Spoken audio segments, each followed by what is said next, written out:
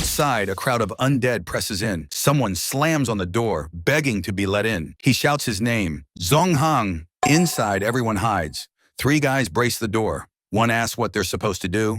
A blonde girl yells at them to open it. Zong Hang is their classmate. They can't abandon him. She's the class representative. If anything happens, she'll take responsibility. Leaving him out there is the same as killing him. One of the guys argues he's probably already been bitten. She doesn't back down. The guy grits his teeth, turns to Yubei, and says he'll open the door.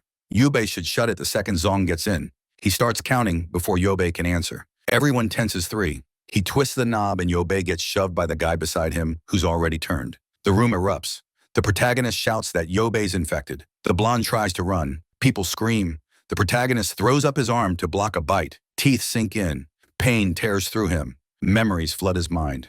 That day he lost his arm. The creature swarmed in. The city fell. The world ended. A hooded man asks if he's certain. A doctor watches. There are only 2 choices left. They press the button. He's back the moment before the door opens. After surviving an entire apocalypse with 1 arm, he's returned to the beginning. Outside, Zong's pounds on the door again. The blonde Ruoxi demands they open it. She's still the representative. She won't abandon her classmates. Ye stares at her. She looks younger. She snaps at them. Are they deaf? If they don't open the door, they're killing him. Ye feels it settle in. His plan worked. He's back to change everything. He calls out to her. What if Zong's been bitten? How will she handle that? She says no one saw him get bitten. There's no proof, and as representative, she'll take full responsibility. Wei smiles. Fine. Then she can open the door herself. Rui freezes. The other girls stare at him. She shouts that he's not a real man, making a woman do it. He fires back. Easy to preach when you're not risking anything. In the end, she's just a hypocrite. She screams at him to shut up, says she's not afraid, calls them cowards, tells them to move. She grabs the knob and turns it. The door flies open. Zhang Hong crashes in. Already transformed, chaos explodes again.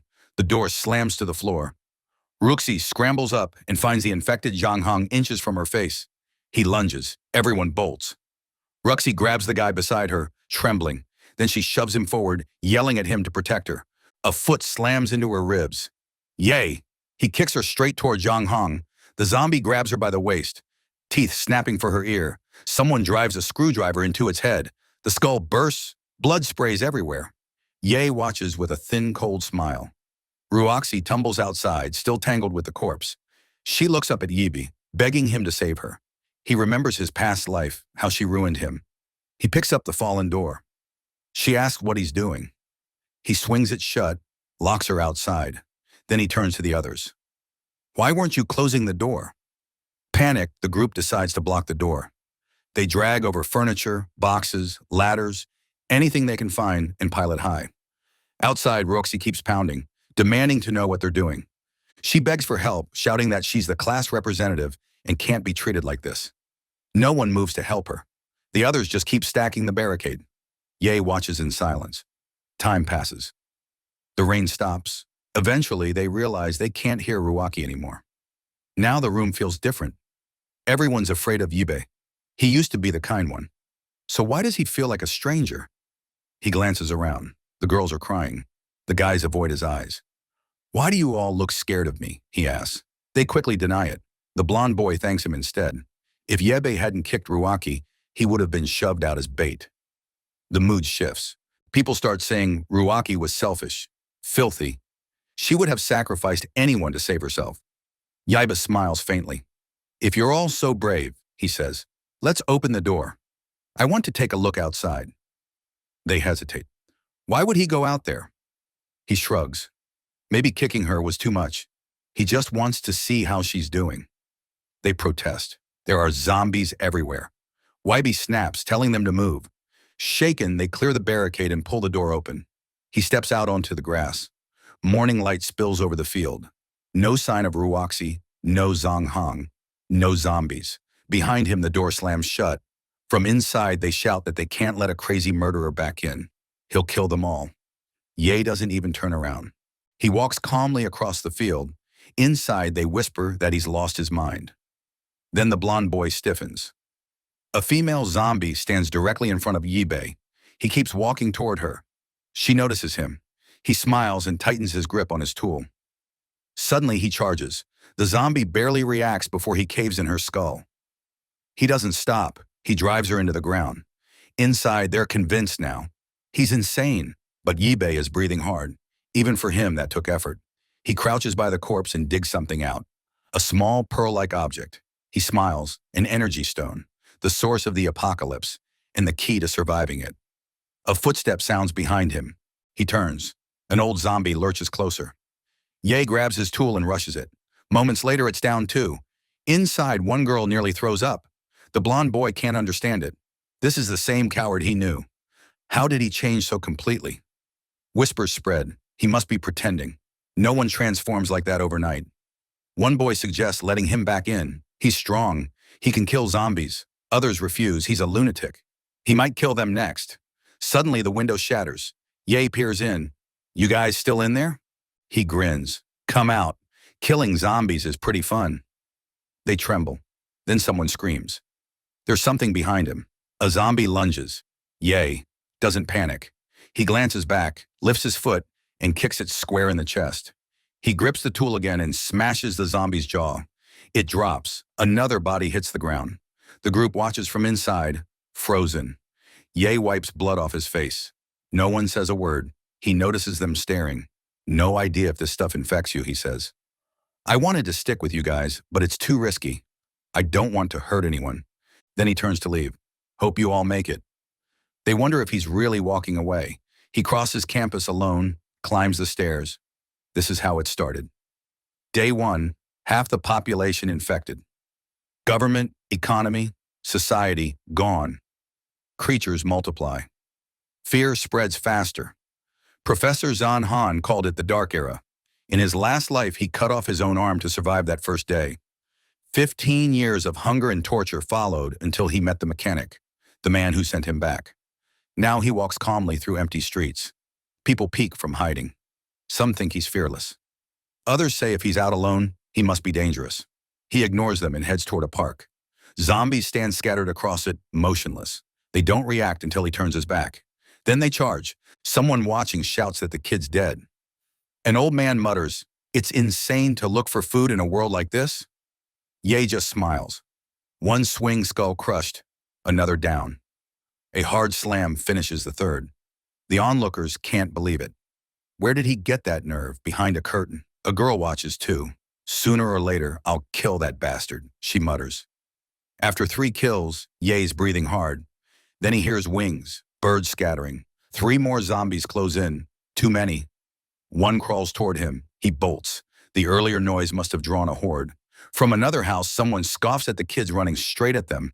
Ye spots a convenience store and pounds on the door. He looks into the camera. Open up. I'm being chased. An old man inside calls it ridiculous. No one would open the door for some random kid. The gate starts rising anyway. A zombie rounds the corner. It leaps. He cracks its head mid-air. An old woman staggers in next. He drops her, too. He dives under the half-open gate and rolls inside. The zombies slam against the door, but he's safe for now. And the place is stacked. Supplies everywhere. A solid base behind a computer desk. A little girl watches him. Next door, inside a nightclub, Spank watches through binoculars. Says the kid's killing everything. The Mohawk guy tells Brother Centipede a student just wiped out 6 zombies alone. Brother Centipede laughs, women draped around him. Then they're weaker than I thought. If a student can handle it, we'll have no trouble. Back in the store. Yay. Bay smiles. He looks at the counter. Come out. I've already seen you. And hand over the key so I can lock up. Silence. He sighs, groans, clutches his arm. My wound's bad. I might not make it. A girl steps out from behind the counter and tosses him some medicine. He grabs her wrist. For God's sake, don't turn this into a romance. She looks like someone's kid. Time passes. Rain starts pouring outside. He lies on the bed, drained. The little girl carefully tends to his amputated arm. The pain is brutal, but he endures it. After a while, she says she's done. He thanks her for saving him. She closes the first aid kit and explains it's too dangerous outside. Her father told her to stay in the store. He can rest here. She'll bring food later. She leaves. He thinks she's too kind. Out of every door he knocked on, she's the only one who let him in. Without her, he'd be dead. Then he hears her voice at the front asking what some men are doing. That jolts him upright. A group stands outside the store. Centipede thanks her for opening the door for his friends. Nervous, she asks if they just want food. He grins. Yes, and now everything here belongs to him. She says her father will be back soon. They laugh. Her father's already been used as zombie bait. Now that she's alone, they can play a game. Yeah. Bay stands in the shadows listening as they kill her. They loot the food, dump her body, and call her an idiot. That was his past life. This time, he won't let it happen. First, she needs to understand how cruel this world is, even if she ends up hating him. She knocks on his door. He immediately snaps, asking why she's bothering him. She apologizes. She washed his clothes. They were filthy. He gets even angrier at her kindness, tells her to throw them away and leave. Embarrassed, she agrees. He thinks to himself, with a personality like that, she won't survive long. Still, the hot shower feels incredible. In the future, water will be contaminated. Moments like this won't exist. He finishes bathing. The store has plenty of food and clean water for now. Next step, equipment and weapons. He studies himself in the mirror. Being young again feels amazing. No back pain, no burning legs. Youth is a gift. Only downside, his abs are gone. He opens the door and finds she's left a suit for him. He shouts, asking how he's supposed to fight zombies dressed like that. At the nightclub, Centipede gathers his crew. The convenience store has food and liquor, but it won't last. Plan is simple. Clear the zombies out front, then take everything. And there's a cute little girl inside. Easy job. He orders his men to start killing so they can rob the place. Outside the store, zombies keep slamming against the entrance. Inside, Ye calls the girl over. Stop being naive. I need to ask you something. Why is she alone? Where's her family? She says her father went to gather supplies and hasn't returned. Ye slams the table. Are you stupid letting a stranger in like that? What if I wanted to hurt you? How would you stop me? Terrified, she says he was wounded and covered in blood. She couldn't just let him die, he shouts again. Didn't she see the creatures chasing him? With a personality like hers, she'd only slow him down. It would be easier to kill her and remove the burden. But being alone is boring. From now on, she follows his orders, every word, or he'll kill her on the spot. The nightclub crew moves toward the zombies, or rather, the zombies move toward them. They start out bold. Then the first man gets torn apart. Confidence evaporates. They wonder if these creatures are different from the ones that student killed. Centipede snarls at them to charge, or he'll kill them himself. One guy bolts, shouting that dying to zombies is better than dying by Centipede's hand. Centipede grabs him by the hair and hurls him straight into the horde. Wish granted. The man screams, asking how he could do that. And then he's devoured. The rest scramble to finish off the nearby zombies. But more keep coming. Centipede realizes there are too many. The horde they stirred up won't stop. They have to run. Back at the convenience store, it's quiet. The little girl brings Yao by a bowl of ramen. She made it for him. She also brings the hot water he asked for. He tells her to leave. She's done enough. Unless he calls her, she's not to enter his room. She nods and shuts the door. He prepares the noodles and eats immediately. He's starving. One bite and he grins. It's good. Outside, Centipede dangles from the store entrance, clinging to avoid the zombies below. Ya steps forward with the bottle of hot water. Centipede demands to know what he's doing. Ya unscrews the cap and pours it over his hand. Skin reens instantly. Blisters rise. Centipede howls but doesn't dare let go. He'd fall straight into the horde, begging for help while threatening to kill someone. Yaoi says, idiot. Then someone tugs his sleeve. The little girl. She tells him to stop. Let the man in. Don't hurt him. Ya stiffens. He told her not to come upstairs. She insists. Her father always said not to harm others. He studies her for a moment. You're not afraid he'll come in and kill you. Centipede swears he wouldn't. He's just starving, surrounded. He has nowhere else to go. The streets are full of zombies. Yay, Bay clicks his tongue. He had planned to kick him loose and let the horde finish the job. His eyes land on a box cutter on the table. They let Centipede inside. He thanks the girl sweetly, then announces that now this is his territory. Anyone who disobeys dies. The girl realizes her mistake. At the nightclub chaos, the survivors barricade the door as zombies slam against it. A bald man curses Centipede for dragging them into this mess. The girls scream. The wooden door won't hold much longer. The bald man calls for help blocking it, but as he looks at them, he thinks about running instead. Better they die than him. Back in the store, Centipede faces Ye Bei. He tells the girl she's cute but stupid if she thinks he wouldn't kill. Still, since she let him in, he'll give her a chance. She can become his slave. Then he turns to Yayabe. First, he'll deal with the bastard who scalded his hand. He plans to make him suffer. Yabe says nothing. The box cutter rests in his grip. The girl pleads. Her family owns this store. There's chocolate downstairs, snacks, enough food for everyone. For a second, there's silence. She smiles. Hopefully they can all share. Live peacefully. Centipede snaps. He lunges at her, furious.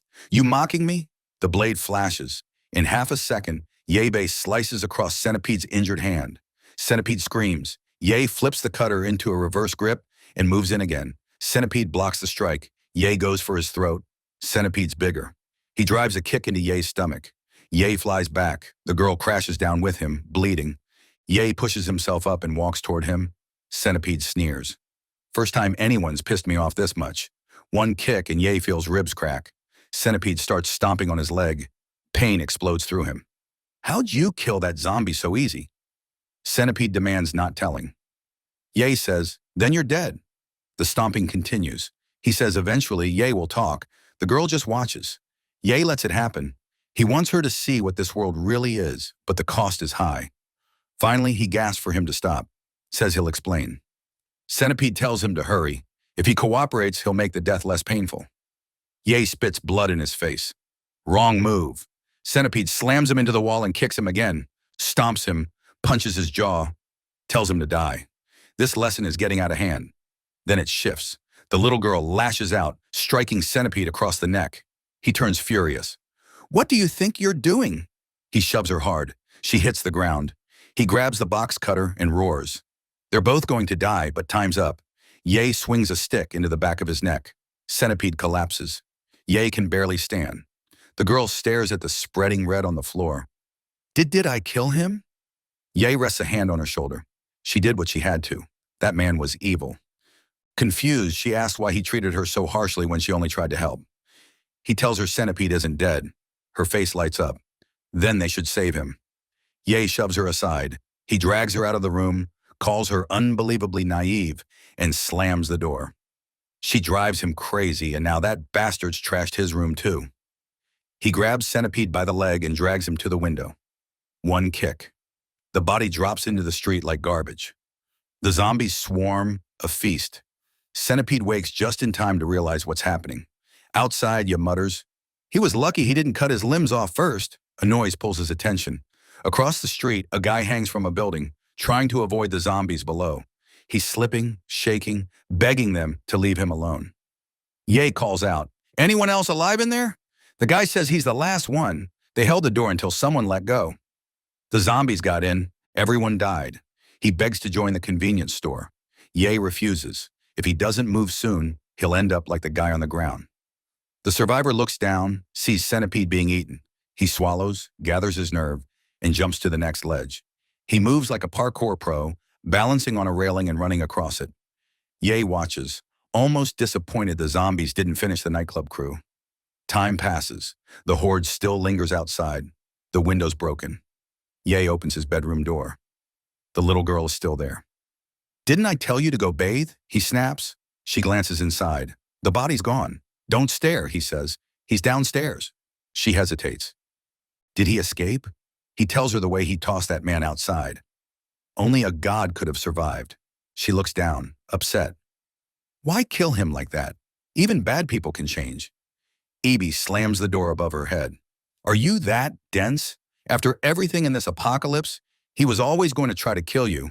She repeats the word apocalypse like he's crazy. Says he doesn't know what he's talking about. He walks off. No point arguing. He might as well take another shower.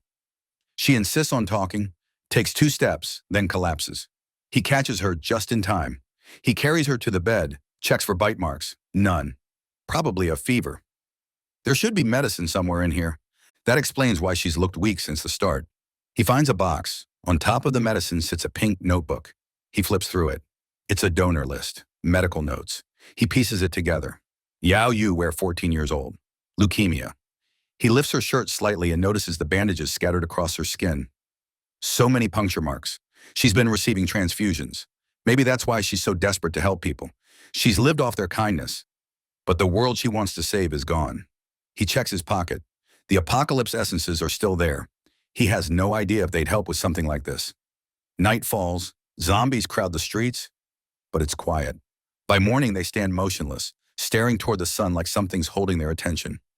Later, Yabel wakes up at the table, freezing. He must have fallen asleep. He feels eyes on him. Yawer stands behind the door. She's already up. He asks if she feels better. She hesitates. Before she answers, he tells her to make some coffee. As she turns, he stops her. Pack tools and food. They're going to look for her father. She blinks. They're really doing that? Yes, he says. Her father went out for supplies. They can't just leave him out there, she protests. Her father told her to stay put. Be a good girl. Don't go looking for him. He asks how long he's been gone. At least 3 days. How long does it usually take? Half a day. Then think, he says. Why hasn't he come back? She snaps that 3 days ago he shouted he was on his way home, and since then, Yeba presses. Any other word? He could have been bitten, trapped, waiting for help. Shouldn't they try? She lowers her head. Her father said no matter what, she wasn't to leave. Ye stands irritated, calls her an idiot. Why was she ready to save a criminal but won't try to save her own father? He makes it clear this isn't a discussion. He could kill her and go alone, but she saved him. So finding her father is repayment. Stop whining. Grab your things. They're leaving. She rushes off, nearly tumbling down the stairs. These conversations exhaust him. Outside, the city lies in ruins. Zombies still stare skyward. Then an engine. A jeep rolls down the street behind them. These zombies really think they can stop a moving car with their arms. Yeah, good luck with that. They grab the hood and get flung aside. Back in the convenience store, Waibei stocks up on food, getting ready to leave. He glances back at Yao. Why are you hiding? You done packing? She looks small and gloomy. And what are you wearing? We're not going to a party. He drops it. Where are the instant noodles? She hands them over. He eats while scanning the store. Planning. Once that door opens, he'll need to clear zombies and find a working car. Then get her into it without her doing something reckless. That'll be the hard part. She's nibbling spicy sticks. He asks for one. She's still down from being scolded nonstop. Then someone approaches. In the next second, everything explodes inward. Shelves topple, debris flies, earthquake. Ye mutters, no. A car has plowed halfway into the store. The door swings open. A bald, chubby man in military gear steps out laughing.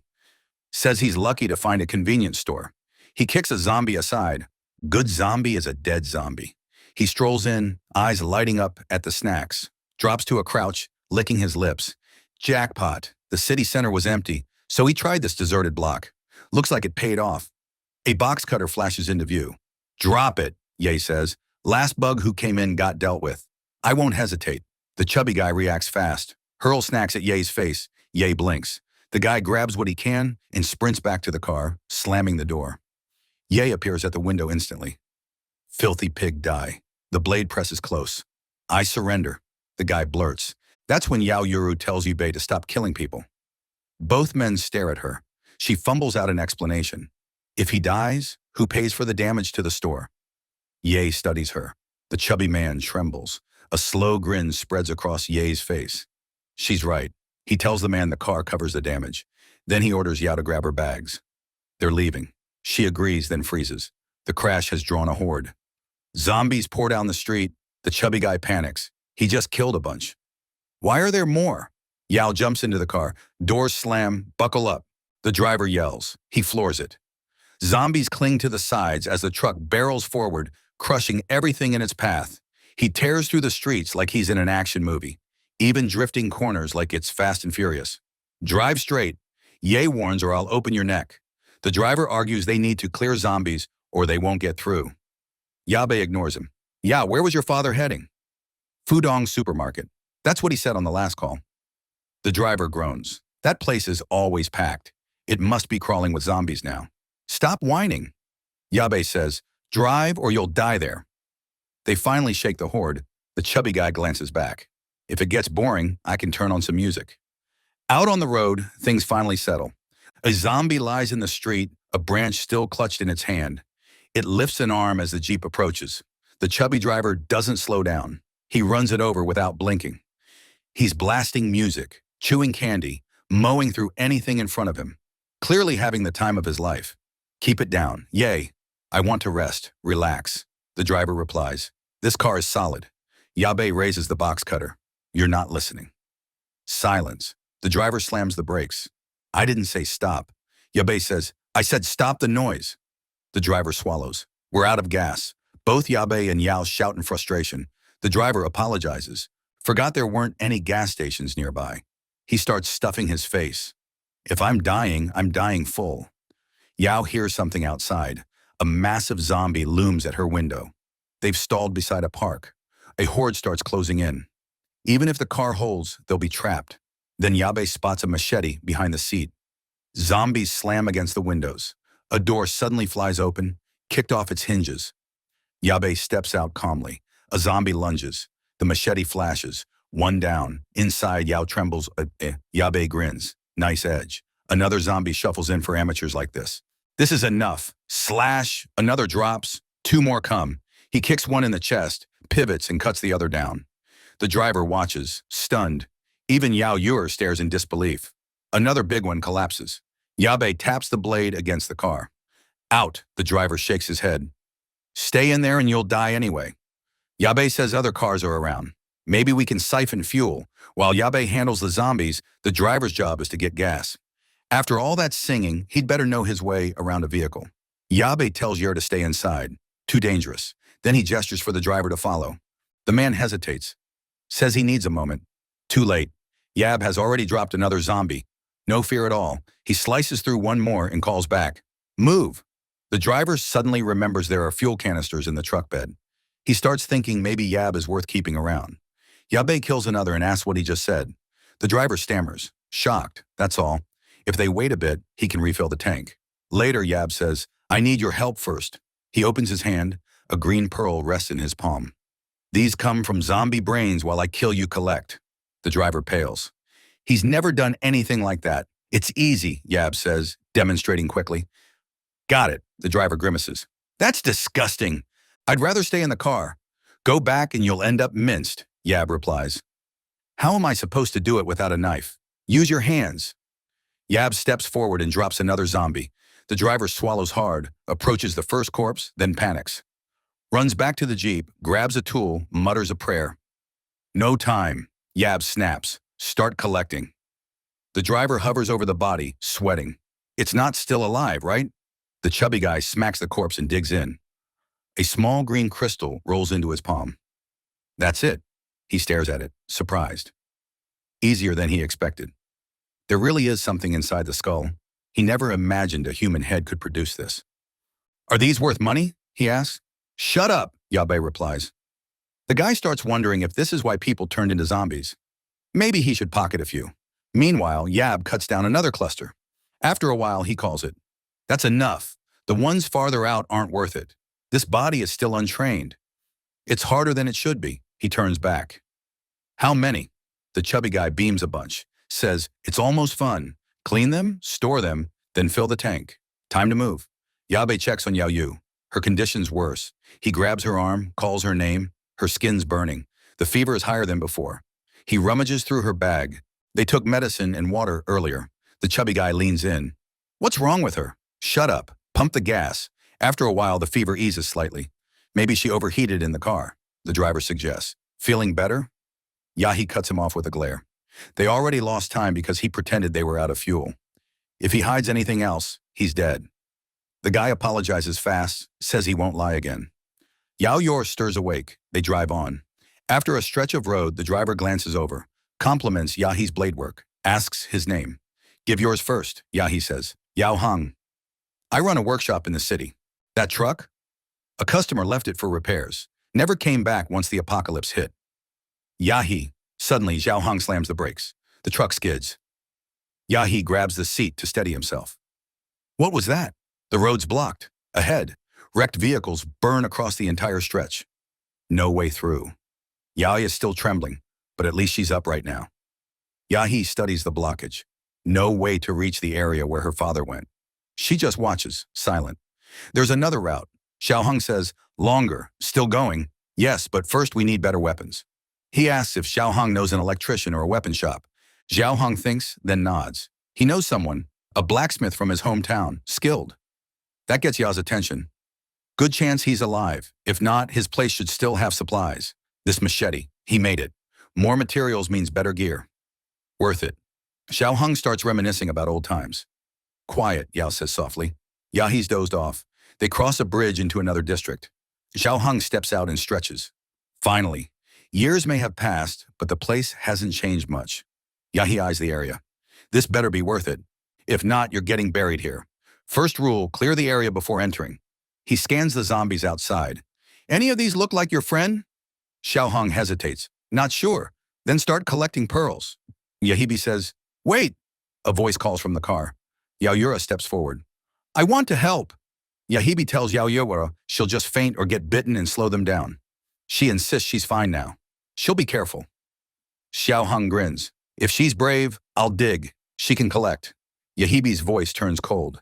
If either of you gets bitten, I'll cut you down myself. Yura notices. He says it like he wouldn't hesitate. Yahibi moves in, carving through zombies. Zhao Hong cracks skulls and chats while Yao Yura drops the green pearls into a bag. From a nearby building, someone watches through binoculars. A man with a cigarette, eyes dark with irritation. Another man enters, Brother Lu. Lu snaps without turning. Knock, next time. A rookie outside trembles. What is it? Lu asks. They're in the blacksmith shop next door. 3 of them. One guy's killing zombies alone. He's strong. Lu says he saw them already. Why bother him? The rookie stammers. This one's different. Lu thinks, then gestures. A girl brings him instant noodles. He tosses the pack to the rookie. Eat, report properly. After the rookie beams, Brother Lu is amazing. Lu idly strokes the girl beside him. She looks exhausted, starving, and drops to her knees. Get the chubby one out of there, Lu orders. Gather everyone. Finish the rest. Whoever does gets rewarded. Back at the shop, the zombies are down. 1 pearl left. Ye tells Zhao Hong to check the perimeter while he looks inside. He kicks the door open. A full blacksmith workshop. He scans the room. Anvil, tools, racks of weapons. The forge is still burning. Someone was here recently. Zhao Hong says the place looks intact, but he has no clue where his friend went. Bring pearls and scrap from the cars. Ye says, sharpen your blade. Why not just grab one of these? Zhao Hong gestures at the finished weapons on the wall. In a week, they'll be useless. Xiao Hong's eyes widen. He gets it. Ye's forging something new.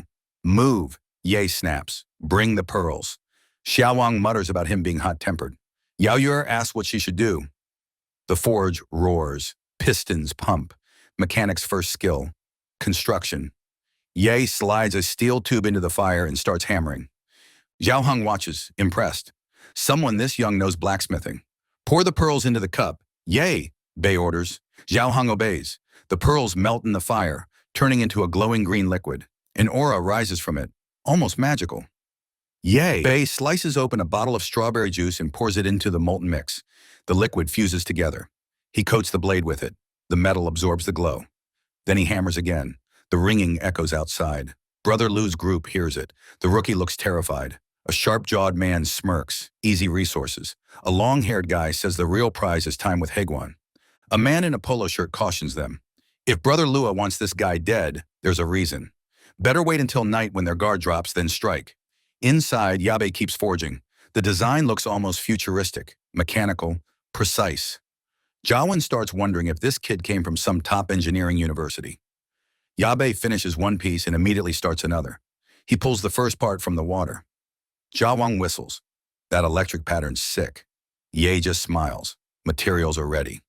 Time to show what a mechanic can really do. Ye sets noodles on the table quietly, happy just being near him.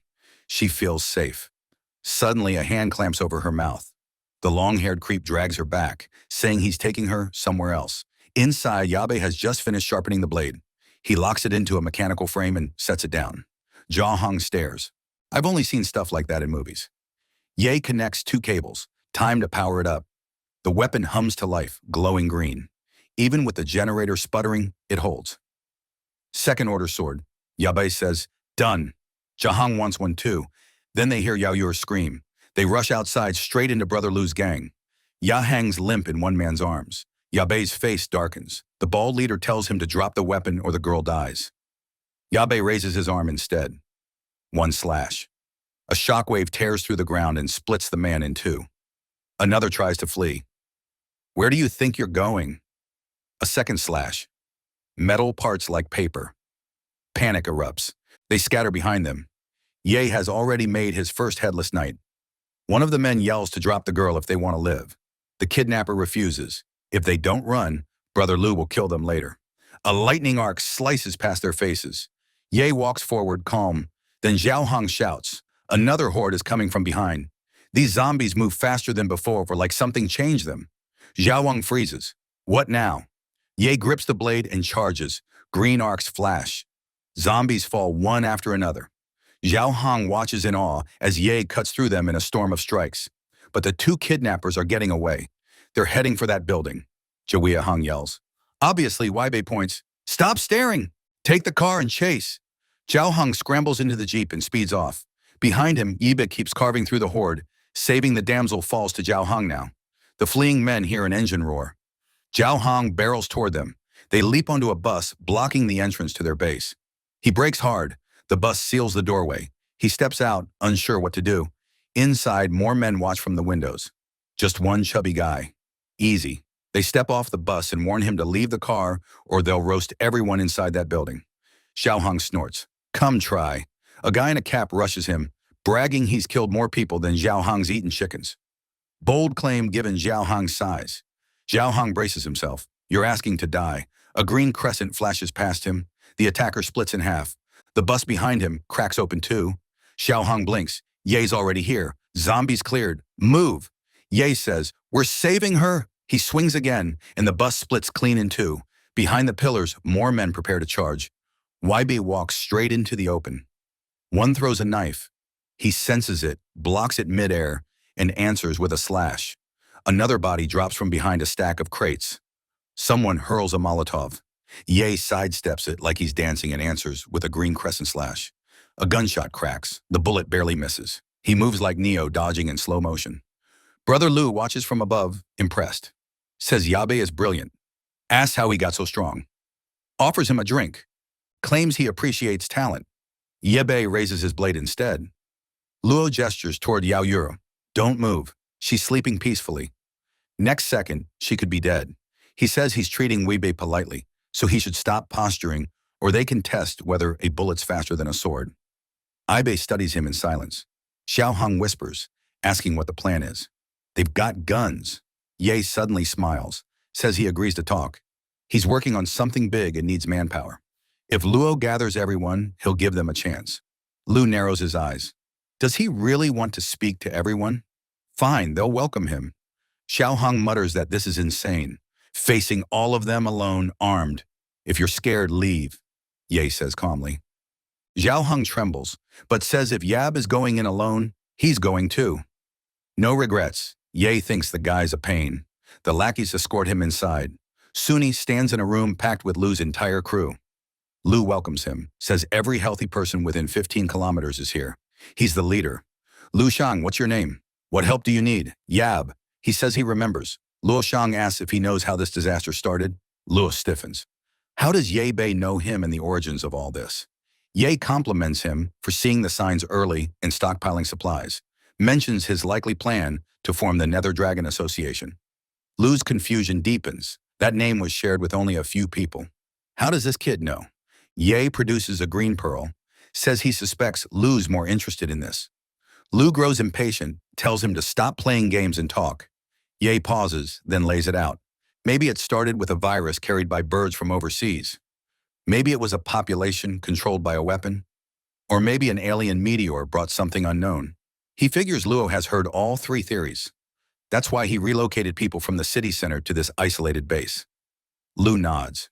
He knows a little more about the virus than most. He pulls 2 pearls from his pocket.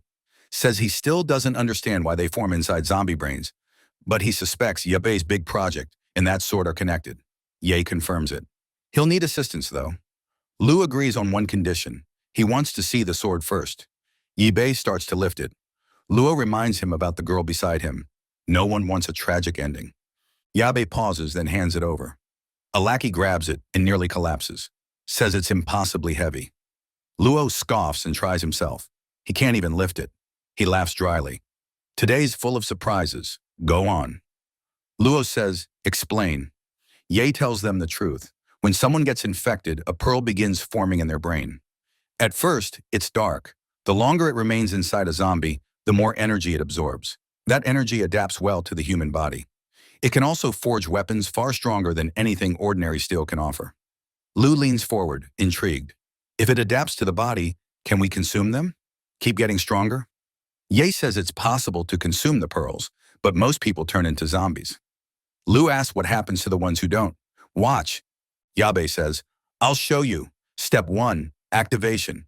He connects 2 power cables. Green energy surges across the room. Generators spark, then explode into flame. Blackout! What did you do? Luo shouts. In the same breath, Yabe grabs the sword and lunges. The first strike misses. Lu fires back. Yabe slips past the shot. He tightens his grip and cuts clean through the man. The trembling leader realizes too late. He underestimated him. The Nether Dragon gang dies here, Yabe says coldly. In another timeline, you'd build weapons, build a slavery system, become infamous. Not this time. Another slash. More bodies fall apart. The floor's wrecked. Blood everywhere. Ye glances at Yao, still unconscious. Relief softens his face. He brushes her hair back gently. The world's cruel enough. She doesn't need to see this. A figure appears in the doorway. Xiao Hong, the coward who ran earlier.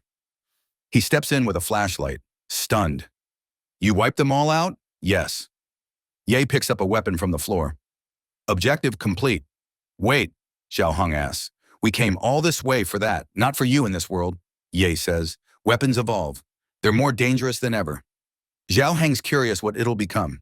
He even praises Yabe's trick, tossing pearls into the generator to cause the chaos. Clever.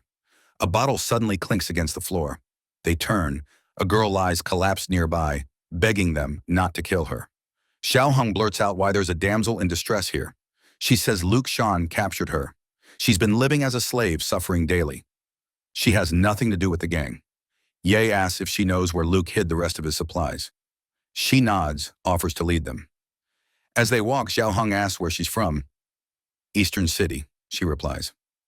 They stop at an elevator. Storage rooms on the 6th floor. Ye tells Xiao Hong to stay with Yor. He'll check the storage with the girl. Back in the wreckage, a wounded lackey crawls through the bodies. He sees Luke Shan sliced in half. His eyes land on a pearl. He remembers Yabe calling it black metal energy. Remembers Luke Shang eating it might turn someone into a god. With no options left, he swallows it. His pupils shrink, veins bulge. He convulses in agony as thunder crashes outside. Yaoi wakes. Rain pours beyond the windows. She asks where they are. Xiao Hong tells her to relax. She was kidnapped, but they saved her. Ye returns, noticing she's awake. Find anything? Xiao Hong asks. Yes, but moving it will take until tomorrow. And the girl? She ran. Ye says we reached the storage. Strange in this rain. He brushes it off. Forget her. They need rest. After this storm, the streets will be packed with zombies. Elsewhere, a girl showers quietly. A man's voice echoes outside the door. She didn't mutate and she's in his house. Nothing's free. He rattles the handle. Says aside from her body, she has nothing to offer. She screams for help. He laughs. With rain like this, no one can hear her. Then the door cracks open on its own. He freezes and steps out to check what just happened. The man outside the shower makes a fatal mistake. A scream echoes. The girl peeks out. He's been slammed into the wall by a massive creature. She shrieks. The monster stands there staring at her. It reaches out. She backs away, begging it not to come closer. It pauses, catches its reflection in the mirror, then collapses, clutching its head. I'm not a monster. It pounds the floor, asking why it turned into this. Shaken, the blonde asks who he is. He says he was shot. Then he swallowed a zombie pearl. His body started mutating. She's confused. People turn into this by eating the black metal pearls. He says someone named Ye told him. Took the pearl from a monster's head. Her eyes sharpen. He mentioned Ye, suddenly bold. She demands to know where he is. The creature says Ye recently arrived in the southern city and slaughtered everyone in a building. The blonde Rui from the beginning smiles coldly. She wants to kill Ye Bei. The monster shakes his head. Impossible. Ye is too strong. Roxy says she's in this state because of him. They're enemies. She studies the creature. If he killed a man instantly, isn't he strong too? He says he feels powerful but can't control it well. Then he asks if she's afraid of him. Rui laughs like she's lost her mind. She runs a hand along his arm. You're strong, she says. Help me kill you and I'll give you whatever you want. She doesn't seem bothered. He's a giant monster. He lifts her up excited. Then I'll help you kill him. She smiles. The plan's set, but his body trembles. Something's wrong. He drops to his knees screaming. Night passes. Morning comes. Ye gears up. In the warehouse they find more instant noodles, cigarettes, drinks. He straps the devilish sword to his back. Supplies are packed. Time to move. They head downstairs. Xiao Hong freezes. Something's crushed. The car roof. Looks like a meteor strike. He panics, nearly in tears. We can't even open it. Bei studies the damage. Too severe for just a storm. Move. One slash. The roof splits clean off. The truck's now a convertible. Mirrors intact. Looks factory made. They climb in. The engine still runs. Guess we're finding her father now, Xiao Hong asks. Yes, they roll out. Xiao Hong grins. Convertible Apocalypse Edition. Not bad. Then zombies notice them. Off to the side, a girl and several students sprint from a horde. Ye recognizes them. His former classmates still alive. They're screaming for help. One clumsy girl trips. Zombies close in. A green crescent slices through the air. The horde falls apart. The students stare in shock. Then they see Ye walking toward them. He smiles. Didn't expect to see you again. They thank him frantically. Thought they were dead. The blonde guy stares. How did you get this strong? Ye ignores that. Where are you heading? They explain after fleeing the school. They heard about a camp forming on an island. Many died on the way. One spots the car. Can we get a ride? Another girl steps forward starving. Do you have any food? Yao watches quietly, seeing how desperate they look. Xiao Hong mutters that they're probably more interested in his car than anything else. Ye raises his hand. Quiet. The car is low on gas. He can't take them far.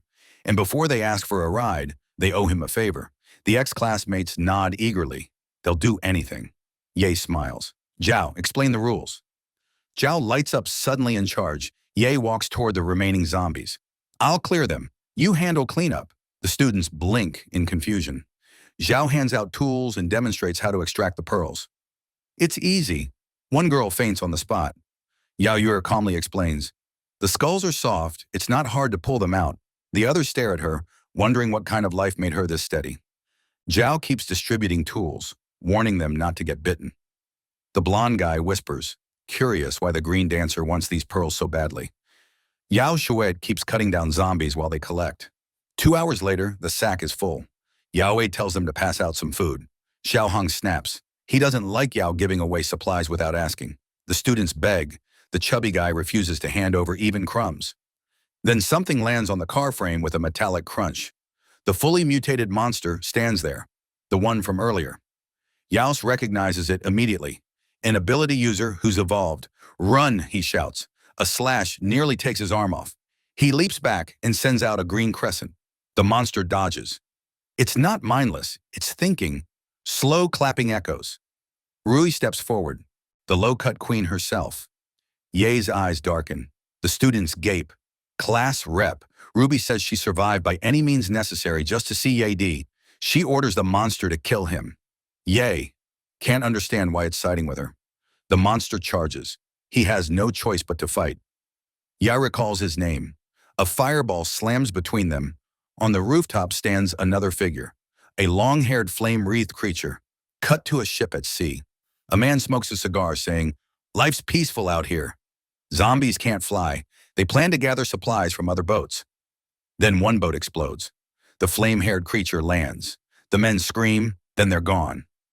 Back to the street. The flame creature stands atop a building, staring down. Ye and the mutated monster both look up.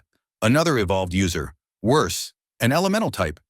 Roxy doesn't understand. She asks her monster if that thing's his ally. He says he doesn't know. The flame creature leaps, grabs him by the throat, clearly not friendly. He tries to reason with her. She plants a foot in his stomach and kicks him into a car. Then she blasts him with fire. Zhao Hong wails as their car and their food burns. Forget the car, run, Ye shouts. He grabs Yao Yu and moves. Roxy screams for her monster to kill Yaya. The monster struggles. This fight's not going his way. Suddenly, the flame creature hurls a fireball straight at Yao Yu. The ground erupts. Everyone scatters. Yao Yu falls, but Yi pulls her clear at the last second. A wall of fire rises between them and their enemies. Move, Ye yells. Stop staring. Where? Xiao Hong cries. Yoi spots a garage entrance across the street. He bolts for it. Follow me. Behind them, Ruaki's monster faces the flame creature again. He tries to talk her down. They shouldn't fight. Did she eat the black metal energy too? She mutters one phrase, Black Pearl. The flame creature suddenly clutches her head and collapses. I didn't want to eat it. She says lunatics tied her to a bed and forced the pearl down her throat. She wants them dead. Whoever kills them gets the ashes. Rui's monster nods. He was forced to. He understands. Rui cuts them off. Enough! Yi is getting away. Arms crossed, she mocks them. How are they supposed to get revenge if they let him escape? The monster assures her he can still track Yi by scent. The flame creature asks who this Yi is that matters so much. The black monster says Yi knows about the pearls. Maybe he even knows how to turn them human again. The flame creature hesitates. If there's a way back, she'll join them. Yi and the others sprint down the street. A car suddenly hurtles toward them and explodes, blocking the path. The monster lands nearby, saying the fight isn't over. He knows Yi understands the cursed pearl. Time to talk. Yoi knows he can't avoid this. He tells Xiao Hong to take Yaower and run. He'll buy time. They turn a corner. The flame creature blocks them, surrounded. Xiao Hong mutters. Ruoki lounges cross-legged at top a car, laughing. No escape now. Yi's had enough of her. He tells his friends to stay back and let him handle it. The black monster charges. Ye dodges. He pulls a Glock and fires. The bullet hits Ruoki in the shoulder. She screams. The monster freezes. He thought Yi aimed at him. Another shot. Ruxie's stomach this time. The monster throws himself in front of her just as Yi follows with a green slash. He takes the hit meant for her. The flame creature strikes from behind, igniting the street. Yoi rolls clear. A firestorm barrels at him. He deflects it with his blade. Yaoer and Xiao Hong watch helplessly. Yaoer pulls a hatchet from her bag and hurls it. It bounces off the flame creature's head without effect. The creature turns. Xiao Hong panics. That distraction gives Yabi an opening. Almost, but his real target is the pipe overhead. One strike, the pipe bursts. Water pours down, dousing the flames. Steam rises. Ye lunges and slashes the flame creature. She cries out. He nearly cuts her foot as she staggers back. She retreats. Now Yi faces the black monster again. You'll pay for this, the monster warns. Both creatures withdraw, battered. They're gone. Yoi stands alone, then drops to one knee, exhausted. Yao Yu rushes to him. Is he hurt? No, he's just relieved. They survived 2 ability users. Xiao Hong asks where these things came from. Yi pauses, then explains. When humans consume pearls, most become zombies. But in roughly 1 out of 10,000 cases, someone evolves into an ability user instead. Even rarer, keeping their mind intact. Xiao Hong asks how he knows all this. I'll explain later. Right now, they need to decide their next move. They've lost the car, lost the food. Yay! Bei frowns. The apocalypse is accelerating faster than it did before. Before it gets worse, he needs to forge something stronger. Outside, it was raining again. Worse, the car was wrecked. Xiao Hong cried, saying they could at least salvage a few supplies. Worst of all, those damn monsters had thrown all the cars in front of the garage to block their escape. So now they had none. He handed the 2 of them a coat, saying it was the only thing he had to keep the rain off. Our boy asked Yu what was going on. She said she'd been here before. An old friend of her father lived nearby. She pointed toward a mountain. If they followed that path, they'd reach his house. The big guy asked who this person was and if he was still alive. She said he was a little weird, but a good person, or at least she hoped so. His house had high walls, lots of computers, and plenty of food, so he was probably safe. The big guy asked if the guy had a cyber cafe inside his house. Our boy said that since he was her dad's friend, maybe her dad was there too. Either way, it was worth checking, but the horde of zombies was coming up behind them again. Yay! Bei said he'd clear the way, and they should follow right behind. Meanwhile, the other big monster was also tearing through zombies. He walked up to one, ripped out a pearl, said it seemed like enough, and jumped onto the building. The fire monster girl was hiding from the rain. He came in from outside, called for Ruchi, and she was almost on the verge of passing on. He said he brought pearls. She told him to hand them over fast, but the monster asked if she was sure she wanted to eat that. She told him to give it to her and get the hell out of the room. Man, the big monster got roasted like a fool. He still respected her. The fire girl asked if she'd eaten it. He said she seemed to be hesitating. Her friend said she would hesitate too, especially after seeing what she turned into after eating one. But the big monster said he just didn't want her to die. The fire girl had cauterized her wounds, but she knew that without medical help, she wouldn't survive. And the other one understood her only chance might be eating that. The fire girl said it would be good. She could mutate like them, and then they'd have one more person to help. They'd kill whoever they wanted and take revenge on everyone. But the big monster said there might be strong people like Ye out there. Besides, her arm still wasn't growing back. The monster girl said it was strange. His weapon seemed able to block even her flames. The big dark-skinned monster said the best move was to kidnap that guy and force him to reveal everything about the pearls. Then she introduced herself as Joe. The big dark-skinned monster introduced himself as Wang Xin. Back with our friends, another creature went down. Even in the rain, it didn't slow for a second, but our boy was getting tired. Joe Hong noticed and said they needed to find somewhere to rest. He told him not to worry about him and asked Jir where they were. She pointed to a bridge and said that after crossing it, they'd go up the mountain. The problem was the tunnel ahead was filled with water, and it looked deep. Our boy saw everything was clogged. Then he spotted a piece of wood, told Jir to get on it, and said they'd push her along. The three of them started through the tunnel. Johann was terrified, asking if there could be zombies underwater. Job didn't answer, and Jir called to him. The poor guy was just trying to stay awake. Then he passed out, dragging her little raft with him. He plunged straight into the clear water. Back with the monsters, they realized the rain still wasn't stopping. Wang Shang decided to go back to the room and talk to Rushi. But when he got there, he saw her giving off purple energy. He asked what happened, and she started screaming, pounding his chest. Joe rushed in and asked why they were yelling. Man, a black aura exploded through the entire house. And now we're in the past life of our dear Yo. He was pulled out of the water, and Rushi asked where his mechanical group had hidden. She was furious when he wouldn't answer, and he told her to go to hell. She called him arrogant and said he'd pay for it. Then she forced him back into the water. Sometime later, he woke up in the present in the little room. Ur had been sleeping on his leg. She stirred, still groggy, then lit up when she realized he was awake. She was thrilled he'd finally come to. He asked where he was. Right then, the big guy walked in, taunting him about finally waking up. Yob looked annoyed the big guy was still with them and said it was obvious he was the one who brought him here. Our boy asked how they dragged him up the slope in rain that heavy. A gray-haired man stepped in and said he wanted to know that, too. How could a boy, a big guy, and a child survive on streets full of zombies? Ur got excited and called him Grandpa Zhang. He explained that Zhou Ring had pulled our boy out of the water, but didn't know what to do next. Luckily, he'd been watching on camera. He drove up in a car and got them all out.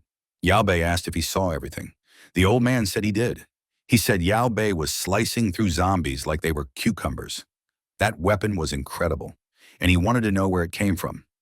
Our boy stood and said he couldn't say, and demanded it be returned immediately. He tried to threaten the old man, but his legs gave out, and he dropped to his knees, exhausted. The old man said it looked like using that sword drained a person's energy. He apologized for not introducing himself. His name was Zhang, and they could call him Professor Xiang. This was his lab where he researched the zombie virus. Yao seemed to recognize the name. Then it hit him. The first researcher to name the black energy metal pearls was this guy. To a futuristic mechanic like him, Zhang was a genius. Our boy hesitantly asked if he was really Professor Chang. Embarrassed, the old man said Professor was just a title he liked because it sounded nice. In reality, he was just a guy messing around. If it could save humanity, he wanted a closer look. Yao figured if he really was Professor Chang, it might be worth it. He crossed his arms and said he had something even better for him to research. A live zombie. Downstairs, the old man showed them what was laid out on the table. The weapon was there. Zhang said he'd only analyzed it, nothing more. Our boy reached for it, and Kang jumped, saying he'd nearly broken his back trying to lift it. Our boy looked around, impressed. This place was incredible. With a workshop like this, they could make even better weapons. Kang asked if he'd made that thing himself. Our boy confirmed it. Kang got excited and said he wanted to watch him make another. Our boy said the manufacturing process was a secret. Zhang complained that was bullying. Our boy said if they fed them well for a few days, he'd think about it. On Zhang's monitor, he'd already had information on the two of them for a long time. Man, there isn't a single day of rest in this apocalyptic world. I even feel sorry for these zombies who are stuck with wet feet all the time. Inside the base, Yurb watched the cameras. Zhang came in with a coffee and said he was glad she was there. She said she was doing everything she could to help. Zhang congratulated her for keeping an eye out for more survivors. Then he warned her that unfortunately there was still no news of her father. She said her father and Professor Kong were good people, so she was sure he was okay. Zhang stepped closer and asked if the two who came with her were really good people. That student didn't seem normal knowing so much technology at such a young age, and there was a look in his eyes had seen in killers before. The big guy seemed normal, but Zhang believed he was hiding secrets. Just then the big guy showed up and told Zhang to stop bad-mouthing him. In his view, Chiang was the weird one. Living alone in a place this huge with a helicopter landing pad on top, a bunch of cars, enough gasoline for years, stacks of solar panels, not to mention mountains of food. The old man shouted that the big guy didn't know anything. He felt the apocalypse coming for a long time, which was why he'd been preparing. And here this guy was living in his house, eating for free, and still had the nerve to talk trash. The old man said his goal here was to save all of humanity. They started fighting. Wai told them to stop. Then in that moment, the big guy got hit on the back of the neck. Our boy told him not to move. A little blood came out, and Xiao Hong asked what that was for. He just turned and said the zombies' mutation was about to start. So they didn't have much time. A bigger disaster was coming, and they needed to prepare. The old man froze at the mention of zombie mutation. Outside, those earlier friends were still watching the zombies. Man, I'd almost forgotten those guys existed. He crouched down and told everyone the place was surrounded so they couldn't get out. One of them said the rain was too heavy and the road was blocked. They had no idea what to do, and their friend Xiaozi had fainted on the ground. The blonde guy said he didn't know where Yuba had gone. There was no food in the building, so they were all going to die there. But the blonde said there was still one way. He pulled out a few pearls and showed them. The others remembered they'd taken those from the heads. The blonde said he'd kept some in secret out of curiosity, and he remembered the creatures that attacked them had said they consumed these. One of the friends asked if he was seriously thinking about eating that pill. Then someone cut in and pointed to the side. What's that? Purple smoke was rising from the top of another building. The blonde frowned, wondering why there was a tornado over there. Back at Zhang's house, our post-apocalyptic mechanic was still buried in his work. Zhang's house said he'd been there for days and had no idea why he was so locked in. Zhang said he was probably making equipment to fight the zombies, and maybe more of them would turn into things like that black-spined creature, or the one made of fire.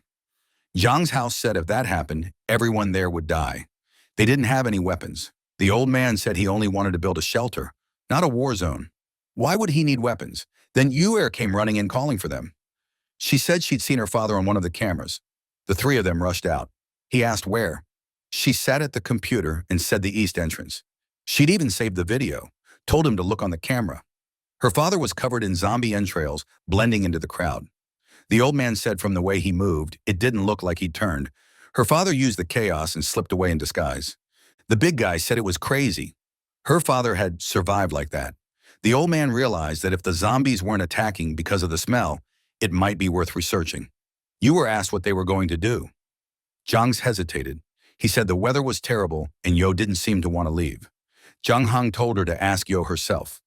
Maybe he'd made something incredible. Cut to him saying no.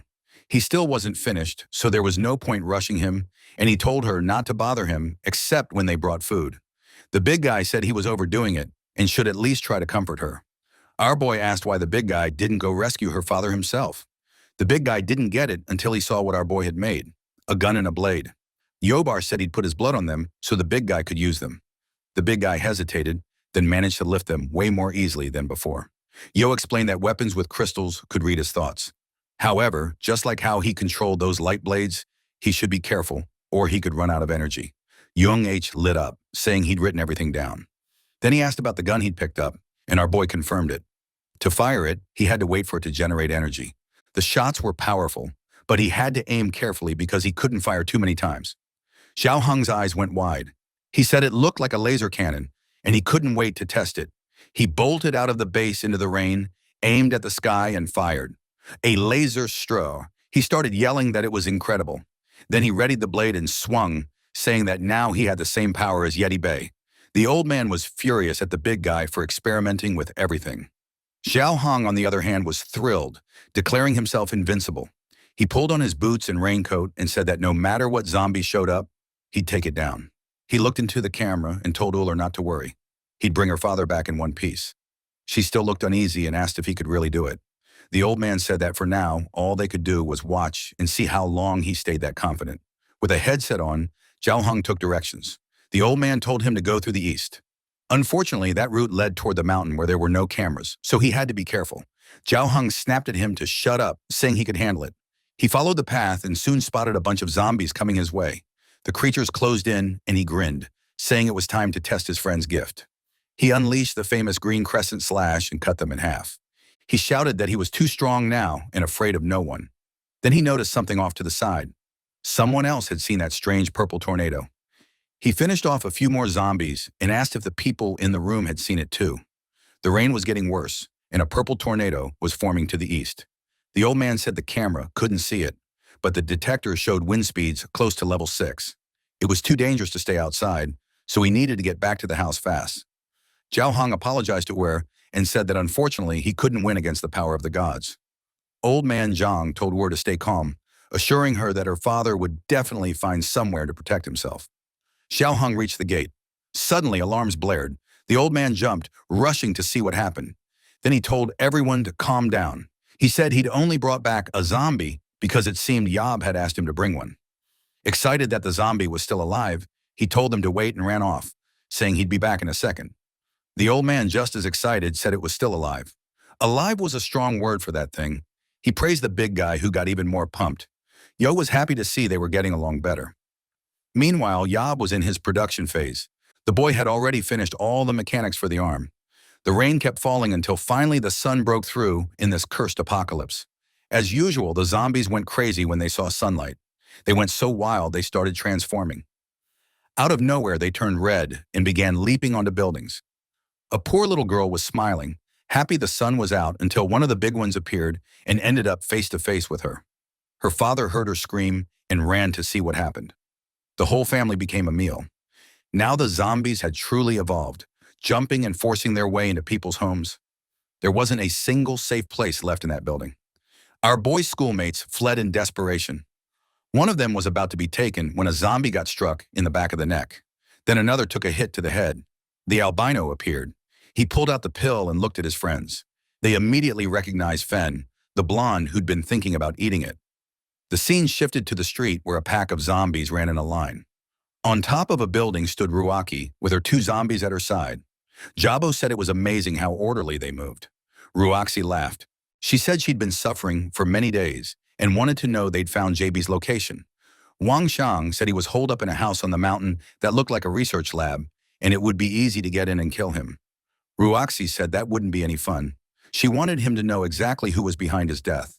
Before that, she wanted him to feel despair closing in. Back at the house, Xiao Hong and Yu were about to leave when an alarm blared.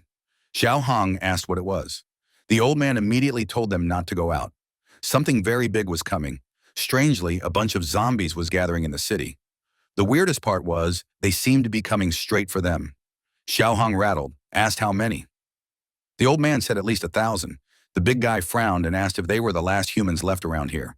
The old man said he had no idea, but they should tell Ye Bei. The big guy ran off and pounded on the door, shouting to our boy that over 1,000 zombies were coming. Our boy said the professor had already told him. The big guy lit up. Was he ready to kill them all? Our boy said he wasn't ready at all. That wiped the grin off his face. Then how was he supposed to deal with these things? Ye said he told him to hurry up and learn how to handle situations like this. He still hadn't finished his research. And if this guy really was Professor Zhang, then the 2 of them together could solve it. The big guy said none of that made any sense. Ye didn't answer. He just kept working.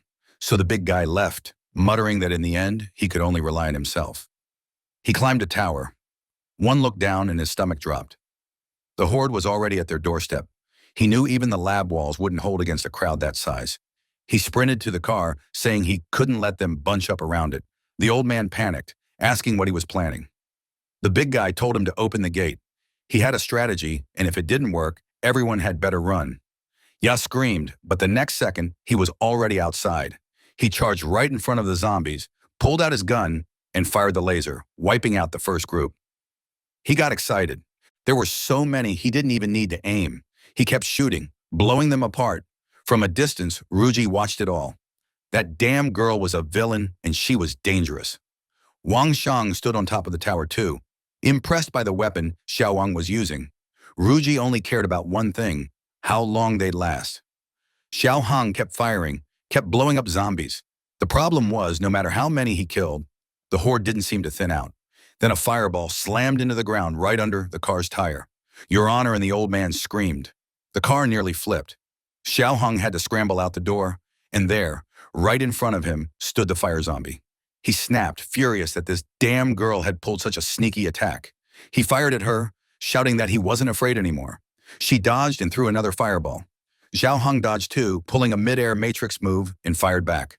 The creature fled. He called her a coward and told her to come back, but now he was surrounded. He fired a few more shots. Grandpa Zhang yelled for him to return immediately. There was no way he'd make it out alive. Xiao Hong ran, realizing he'd walked straight into a trap, and then Wang Shang came from above. There was nowhere to go, but the big guy was fast, dodging again. He hit the ground on his side and nearly landed a shot. He yanked out the blade and almost landed a slash too. Impressive. He was fighting Wang Shang face to face. Wang Shang wondered how this big guy looked more agile than Ye Bei. He extended his weapon and told Xiao Hong to die, but the creature ran off. Man, this bald big guy made everyone flee. Meanwhile, Roshi watched from atop the tower. Here she comes, up to no good. Then the zombies that had been standing still suddenly started running at him.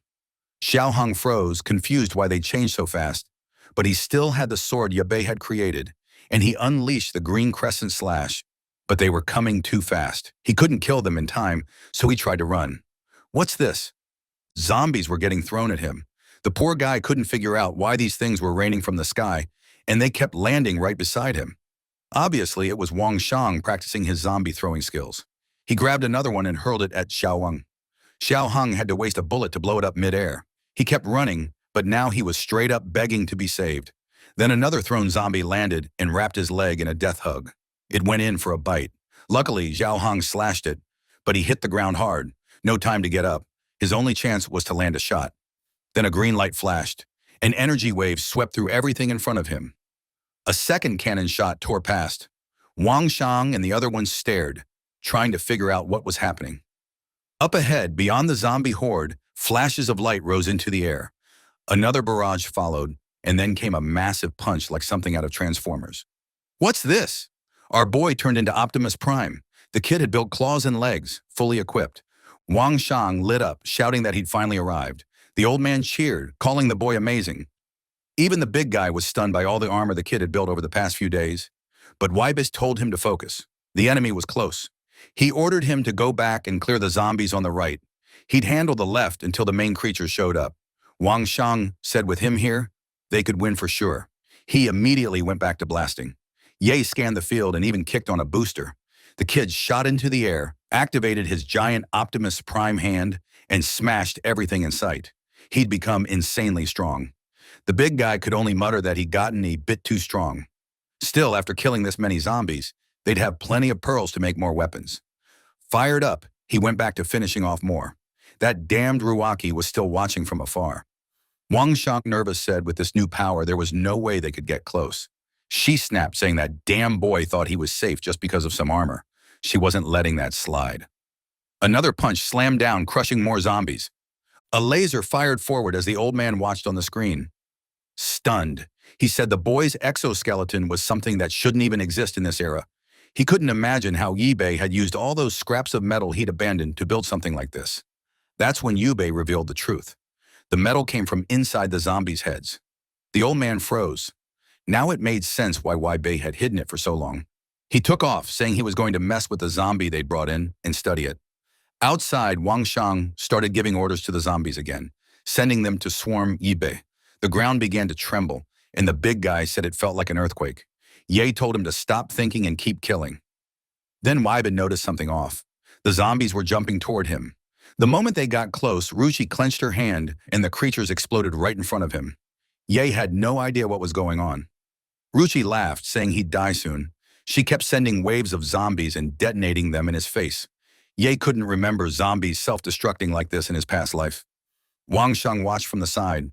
Zhu said this looked like a fight between two gods, and there was no way they could jump in.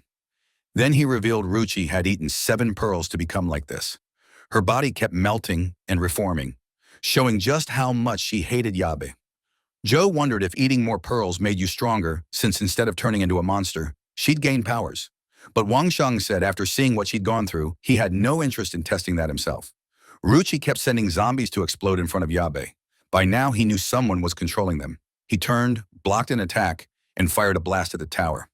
Man, the boy had perfect aim, and Ruchi had to dodge. Wang Sheng yelled for her, and like a fool, she almost fell, but she managed to float. Then she froze. Ye was already right in front of her with Optimus Prime's giant hand. He fired again, and she yanked zombies up as shields. She threw up a whole barrier of creatures, but they were about to get swept away. She kept commanding them, and he just leaped over the mess and came in with a punch. She barely slipped to the side. Ye opened his giant hand again. She stepped in for the 1-volt one and activated hers too, but man, she took a hit straight to the mouth. The poor girl got launched far away. Before she could even react, he pinned her to the ground. Optimus Prime 1 Waifu 0. Yabe said if she survived those bullets, she must have consumed the pearls. He asked how many she'd eaten. She didn't answer, just tried to activate the power in her hand. Then came the stomping blow. "Man, it's better if you don't try anything else, warrior," she screamed in agony. He told her that in their past life, she'd made him lose an arm too, and today she'd pay for it. Then he heard something nearby. Wang Shen came running in, desperate, shouting for him to let her go. Ye just opened his giant hand and fired.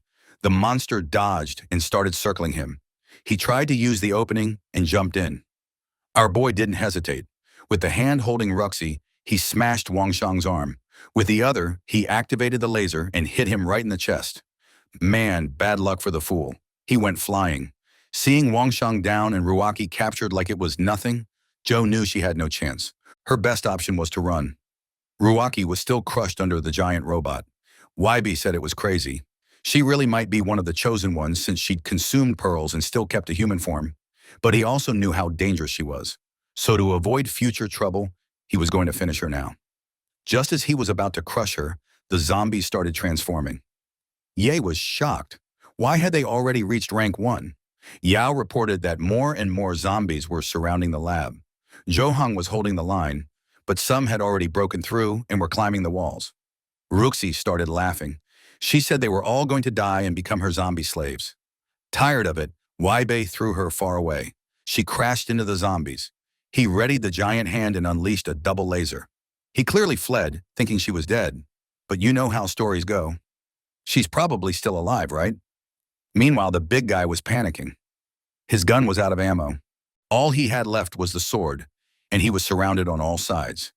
Right then, a rank 1 zombie jumped him. He barely got the sword up in time.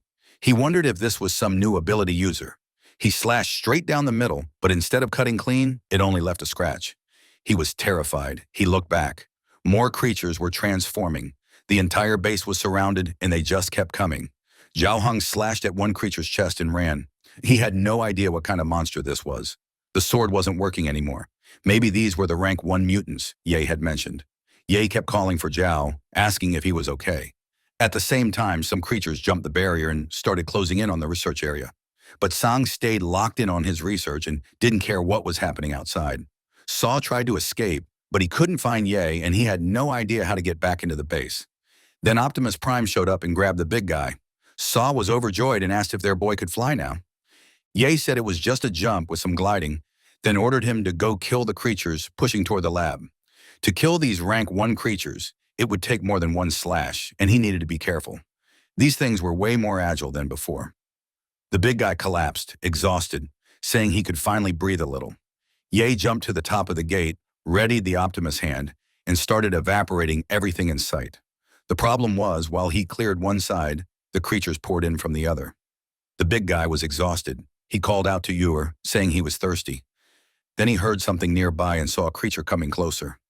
It was almost on him when he grabbed the blade and stabbed it in the chest. Man, he slammed the first one to the ground and ripped it in half. This kid didn't stop. He hit it again. Uer showed up, saying she brought the water he asked for. She asked if Zuahang was okay. And when she got closer, she said this zombie was different from the others. Inside its head, he found a red pearl. Meanwhile, Professor Zhang finally found what they'd been talking about. Even though the stone looked dull, he could see a strange green light inside it. The question was whether humans became mutants because of this metal, or if the metal formed when they turned into zombies. He couldn't wait to uncover all the secrets of that material. Outside, our boy was cleaning up the place. He killed one here, smashed two more there. One swipe of his hand, and he finally said it was over. He shouted out, telling the big guy to come collect the pearls because he'd cleared everything. Zhao Heng gave a thumbs up, saying he was really efficient. But when the big guy saw the pile of dead monsters, he complained it would take forever to gather them all. He turned to Yabe and said if Yabe helped him collect them, he wanted a mecha too. Our boy said he'd think about it later. Right now, he needed sleep. Then the old man came over. He said it was time for Yabe to reveal all the secrets about that strange pearl. Outside, the big guy started digging. There were so many creatures, and the worst part was doing it alone. Back at the base, Grandpa Zhang was fascinated by the rare metal. Ye explained that the pearl starts forming in the brain as soon as a person becomes a zombie. The longer it's exposed to light, the more energy it stores. It was like the zombies could do a kind of photosynthesis. The old man said it was interesting, but after analyzing it, he hadn't found anything that matched what Yabe described. He had noticed, though, that inside the item were active metal molecules that reacted to light and heat. It was also extremely resistant, with an affinity for both metal and blood. Ye confirmed it had a special affinity for human blood. That's why the virus spreads much faster in humans than in any other species. And absorbing light makes them keep mutating after a certain amount of time. The old man said that explained why. During the day, zombies would just stand in the streets staring at the sun, but today they'd been running around like lunatics. Ye said it was because an ability user was controlling them. The old man asked if he meant the spike creature or the one that used fire and threw flames. Ye said those two were normal mutants. The one controlling the zombies was a high-ranking mutant from his class named Ruoxi. The old man was still trying to wrap his head around how this item could cause so many changes in the human body. Bay said they'd researched it for a while, and the only thing he knew for sure was that if you consumed the item, you would mutate. Ability users had always been a threat, which was why they needed to be killed as soon as they were discovered. The old man was overwhelmed by the item, the mutations, and now zombie rankings. He told our boy his school definitely didn't teach any of this, so where had he learned it? Bay said maybe he'd tell him someday, but it would be more valuable if the old man figured it out through his own research. The old man said he wanted to see the new weapons Yabe had made. Be worn out said fine as long as he didn't take apart the Mega because he was going to use it again. The old man left excited. Ye said he was going to sleep because he was completely drained. You're just watch today. She'd wanted to ask our boy for help rescuing her father, but she knew he'd fought all day and had to be exhausted. So she laid a small blanket over him and sat beside him, thinking about how much she missed her father. The sun was already setting. Outside, the big guy was so tired he couldn't move anymore. He thought it would be amazing he had an item that could easily extract those pearls. What he didn't see was a creature watching him. It was Zubo. She thought it was all over after thousands of zombies died in a single day. She figured Wang Shang and Roosh were dead too, so she wondered if she should surrender, but she knew they'd kill her without hesitation. She was a monster. Worse, these new rank 2 zombies seemed to attack even creatures like her. She burned through the last of her energy, summoning flames to incinerate them. But if more showed up, or more started mutating, she wouldn't have it so easy. The only answer she could see was to eat more pearls and get stronger. Then she froze up in a tree at the albino. That damned a Fang just staring at her. She was about to speak, but he stretched out a hand, then sprang away in another direction. He bolted. For a second, it looked like she might chase him. Meanwhile, back at the base, Yu slept. The big guy lay beside her, wiped out after hauling everything back. In the middle of the night, Yu woke and saw Yuba was already up. As always, the apocalyptic mechanic was in the workshop, blowtorch in hand, back at it. Morning came and we were back at that convenience store from the beginning. Ur's father approached slowly. He went inside looking for her, but the place was wrecked. On a table, he found a message she'd left. She'd gone to find him. Now he had no idea where she was. Outside, zombies filled the area. As usual, they stood still, eyes glowing, staring at the sun. Back at the base, a spiky Batmobile had been born. Armored, 4 giant wheels, and the guy who was about to drive it wore a huge grin. Yuba was something else. The boy built a whole car in one night. The big guy, buzzing, asked if it was made of rare material and if it could transform into a mecha. Yuba said it was just a regular car, but he'd used 2,000 pearls and 12 rank 1 zombie pearls. The big guy said it suited him perfectly and asked when they could test it. He wanted out there ready to find Yu's father, but Yu told them to wait. This time she wanted to go too. Yuba shut it down. Outside was crawling with rank 1 zombies. She'd die. She said she'd followed every order so far, but this time she needed to find her father herself. Yuba told her to stop being stubborn, or he'd have the professor lock her in the lab. Yuba broke down crying, calling for her father. The big guy snapped at Yuba. Why'd he make her cry? Professor Chiang appeared and told her to calm down. Then he showed her a new drone. He'd fixed it. His first invention using that rare material. It could carry far more energy, last much longer, and the communication and stability were improved. She could stay safe at the base and still help search for her father. Yuba praised him, saying he'd learned to use the item fast. The old man laughed and said he wasn't a real professor, but at least he'd managed to make something like this. Yuba finished prepping the car and told the big guy it was time to go. Xiao Hong was practically vibrating as he fired up the Rhino. Yuba told them to be careful. The big guy floored it. The Batmobile blasted out of the base and ripped through the forest. He couldn't believe it. Every terrain felt like asphalt. Then they hit the road, plowing through abandoned cars. His new ride made the others look like tofu. After a while, Yuba said they'd spotted her father in this area. They drove deeper into the city, but the big guy frowned. It was weird. No zombies. Then one of them smiled.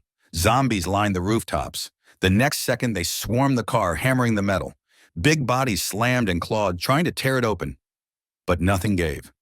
One pressed up against the windshield, and the big guy barked at it to stop blocking his view. He glanced at Yuba. Did the car have any weapons? Yuba said gunpowder was useless, so he prepared something better. As soon as he pressed a button, and the whole car lit up with green electricity. Lightning snapped out and hit the zombies, and they evaporated on the spot. I stared, just as stunned as the big guy, jaw hanging open. The protagonist said that if there were this many rank 1 zombies here, nobody could still be alive. They needed to change direction. They took another route, but from the top of a building, someone watched them. The person smiled. This looked interesting. They rolled up to what looked like a shopping mall. The big guy said this was where they'd seen her father on the cameras. Our boy told them to release the drone and had UR start searching. She flew the drone, checking room after room. The big guy asked what they were supposed to do in the meantime. Our boy said if he wanted to check the lower floors, he could. As for him, he was going back to sleep. The big guy said he felt safer in the vehicle, so they might as well drive around and honk the horn. They kept moving down the road when Yor said she saw zombies coming toward them.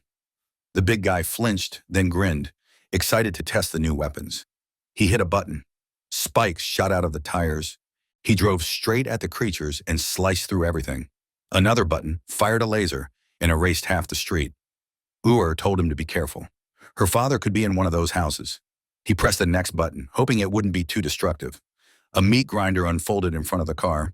He ran over the first creatures, and the system informed him he'd obtained another pearl. The big guy's dream of having a collection tool had come true. He leaned over to hug Yabe Bay. The car started swerving. Yu stared, confused. Inside, the big guy had already smacked his head 5 times. Then Yor screamed. She found her father's car. It was about 500 m away, and she sent the images over. Xiao Hong told her not to worry. They would find her father, but the car was wrecked. The windshield cracked. She panicked, thinking something had happened when he went out for supplies.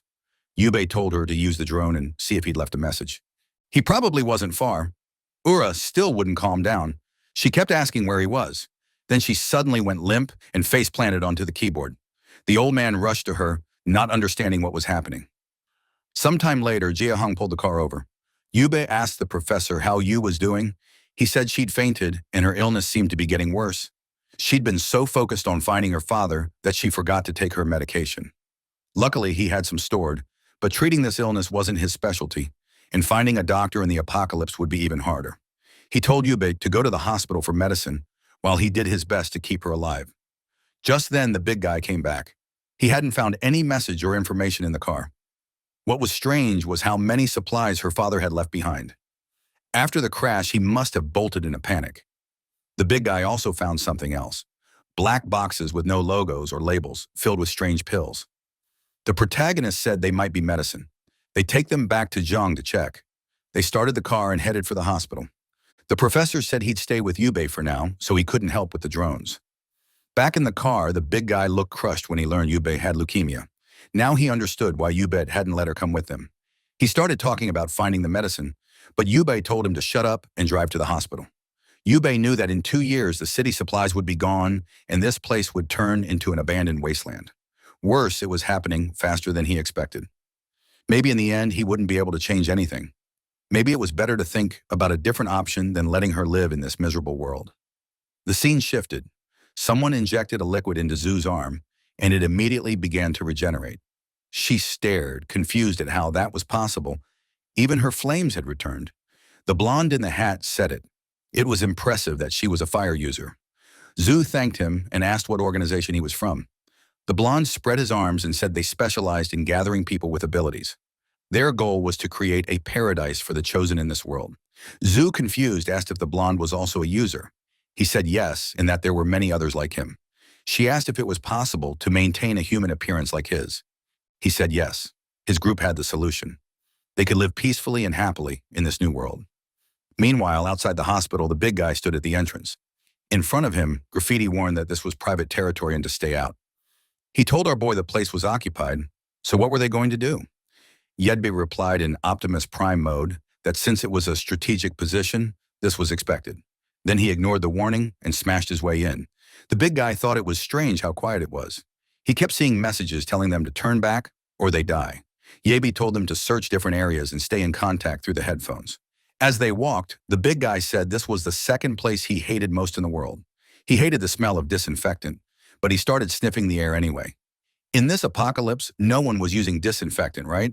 But the strangest thing was he smelled sweet fruit. Suddenly he went faint and collapsed. Weibi immediately called out asking what happened. No response. Our boy narrowed his eyes, suspicious. Then something started seeping down from the ceiling. Ye caught the scent and immediately suspected poison. But Optimus Prime came prepared. He put on the mask, activated his giant hand, and blasted the duct. He warned the big guy it was a trap and told him to get out. Then someone appeared right beside him. Our boy didn't hesitate. He swung a punch at the doctor, but stopped an inch before hitting her. She touched the robot and said his mecha was really cool. Then she added, it must have been made using zombie pearls, and she wanted to meet whoever built it. Yebe wasn't sure if she was an ability user. He asked who she was. The girl introduced herself as Tang Tang and said she was a sweet genius doctor. Yebe asked why the poison and whether she'd consumed any pearls. She said she released it to anesthetize invaders. But she was curious about this parrying thing. Ibe told her to forget that and asked if she was alone. She said she was the only princess of that castle and asked if the Demon King was here to capture her. Yubby, exhausted, asked if she wasn't afraid of death. The crazy girl said death was as charming as candy, and if she died for what she loved most, she'd have no regrets. Our boy wondered if she was insane. He asked what she meant by genius and what she specialized in. She said she was a doctor specializing in viruses. Now our boy was interested. He immediately asked what she discovered about the pearls and whether she used them to make those poisons. But she didn't want to be interrogated. She told him he was annoying. He kept asking questions but never answered anything. So if he wanted answers, he had to tell her who created that mecha. Our boy hesitated. Then he said they had a research institute, and if she wanted, he could take her there. The girl lit up, but she warned him she had one more request, and he had to agree. The scene shifted to a desert road, a car parked in the middle of nowhere. Yao Hong called out for someone named Hawkon and asked where she was. The girl answered that she hated people who broke promises and asked if someone named Xiaoi had arrived. The guy on the motorcycle, who had to be Xiaoi, said that after this mission, they go back and get married. Someone told them to stop flirting in the middle of a mission. A truck started approaching. The three of them, excited, said that just like Xiao had said, they'd follow the plan. The truck passed in front of the car, and they waited for the signal. But the big guy asked Shai where the hell the signal was. Poor Hakun had been hit by the truck. Meanwhile, Shai was trying to escape, saying things were getting weird. Another car pulled up behind the big guys. That's when he realized their plan had been exposed. The big guy jolted awake. It had all been a dream. He'd passed out from the girl's poison. The doctor stood in front of him with a smug look, and Yubei asked if he'd slept enough. He blinked, still confused, while the crazy girl giggled. She told him she'd used a special poison she created that knocked people out for 3 hours straight. The fun part, she said, was that if she hadn't given him the cure, his body would have turned into a pool of blood. Ye told them to stop chatting and start loading the items into the vehicle. Tang Tong politely asked Xiaowang to help, but he dragged his feet. She immediately changed her expression and told him he'd better listen, or he'd end up in one of those jars. The poor guy grabbed the jars and got moving. She thanked him, calling them true gentlemen. Meanwhile, Yibei wanted to know who she really was. He remembered that sweet poison from his past life. In the future, one of the main ways to fight zombies was with this kind of terrifying gas. If this girl was one of the first to create something like that, she was worth keeping on the team and worth helping develop it. At the very least, he couldn't let someone like her fall into another gang's hands. A while later, everything was loaded. The car held way more than it looked like it should. She said it was very cute, in that it looked like it had been made using pearls, perfect for a princess like her. The big guy asked Ye if it was really okay to bring along someone this crazy. Ye said they needed her research on the medicines and her help on the trip. Then he heard a noise. A transformed creature appeared on top of a building. A chimera-like lion with many eyes. Everyone froze. When it spotted the three of them, it started drooling. It roared, and the big guy asked if it was another ability user or some kind of zombie. Ye told them to stop wasting time outside and get into the vehicle. The creature leaped. Ye activated Optimus Prime and landed a solid hit on its arm, sending it crashing to the ground. While the big guy started the car, Ye held the creature back with his arms. He told them to take the doctor to the base while he handled the monster. He drove a punch into the back of its neck, then hit it with another laser. Inside the car, the big guy wondered why this one was so much bigger than the others. Tang Tong said this big dog had been circling the hospital for a long time, which was why no one came near. Xiao Hong demanded to know why she hadn't mentioned a monster like that. She looked genuinely confused and said that since they came from outside, she assumed it had already been dealt with. As she leaned in, she said that with all the advanced equipment they had, it shouldn't be a problem. After all, they were humanity's last hope for survival. The big guy told her to stop joking, but she insisted she wasn't lying. She'd researched the zombie virus, and the people who hadn't transformed were definitely the chosen ones. Outside, Yabei kept fighting, landing another punch. The timing still didn't match his past life. These mutants weren't natural animals that evolved because of the zombie virus. They were a mix of the virus and advanced engineering, something that shouldn't exist yet. The creature fired a beam, and Yubei barely dodged. He smiled. He was finally starting to understand what was happening. He fired again with Optimus Prime, aiming for its neck. The shot deflected and slammed into the building. Ye realized the creature could still reflect his attacks. The beast charged and ratted him with its claws. But he slipped to the side. It grabbed one of the bosses and started wrapping around it. Ye told her to stop being so disobedient and tore 2 pieces from her back. The monstrous creature collapsed, exhausted. She fired another beam, but Yai blocked it with his hand. He said her movements were useless now, and it was his turn. He launched himself forward with the robot. With one strike, he hit her square on the head and started smashing her into the ground. Man, the boy was brutal. And he finished off the monster. Among the remains, he found a massive pearl. Our boy turned it over in his hand and said that once he transplanted something like this, things would get much easier. Meanwhile, the blonde guy on top of the building watched and muttered that this was going to give him a real headache. Ye called the big guy, asking if they could hear him. Unfortunately, they were already too far away, and the signal wasn't working anymore. Time to head back, so he started flying with the Optimus. As he passed the buildings, he glanced sideways and spotted the blonde guy. The blonde waved and said, "It was a pleasure to meet him." Man Ye immediately stretched out his hand and blew him up right in front of him. The blonde appeared on another building and asked if Weibei had some kind of prejudice against ability users. Ye didn't hesitate and sent another explosion his way, but the blonde said he wasn't interested in fighting. He teleported onto the robot's arm and said he was only there to deliver a message and wouldn't take long. Ye crushed him with his hand. The blonde said if Ye wanted to chat in that position, it was fine with him. He introduced himself as Songbin and invited Ye to visit him in the Northern District. Ye kept crushing him while the doctor said he was interested in calling the medical girl. But when Ye looked at his hand, the guy was gone, so he had some kind of body substitution ability. Not a huge threat, but a nightmare to deal with. And the strangest part was that the damn secret organization was already forming. Yubai didn't want to think about it, but he had to prepare for the worst. Even more ridiculous, the name of this secret organization was Secret Organization. Not exactly creative. Still, Yubai knew that in 50 years they'd control most of the resources in the Awakened. Their goal was to create a world dominated by ability users. That mutant beast was probably their work, and they'd likely been watching him for a while. It didn't make sense for them to already exist, which meant they probably had someone from the future too. The Batmobile arrived at the base. Tang Tong said it was a pretty normal place to have created that mecha car. The big guy remarked that she had some guts coming to a place she knew nothing about. She said she trusted her intuition. Then she told Zhao Hong to hurry up and take out the experiments, saying she was doing it for you. The old man appeared and said it seemed that they'd really found a doctor. Tang Tong walked right up and asked if he was the professor who created the mecha in the vehicle. Before he could answer, she said she already knew it was him and that she'd come specifically to hear him out. The doctor commented that he dressed sloppily, but was clearly a mad scientist. Grandpa Zhang was confused, wondering where Yubar had found this crazy girl. But he did recognize the name Professor Tang and knew she was a young genius with a PhD in viruses. She said she was honored, clearly flustered. The old man, meanwhile, wondered how a girl like her had survived. She told him to cut the small talk and said she was there to research the pearls with him.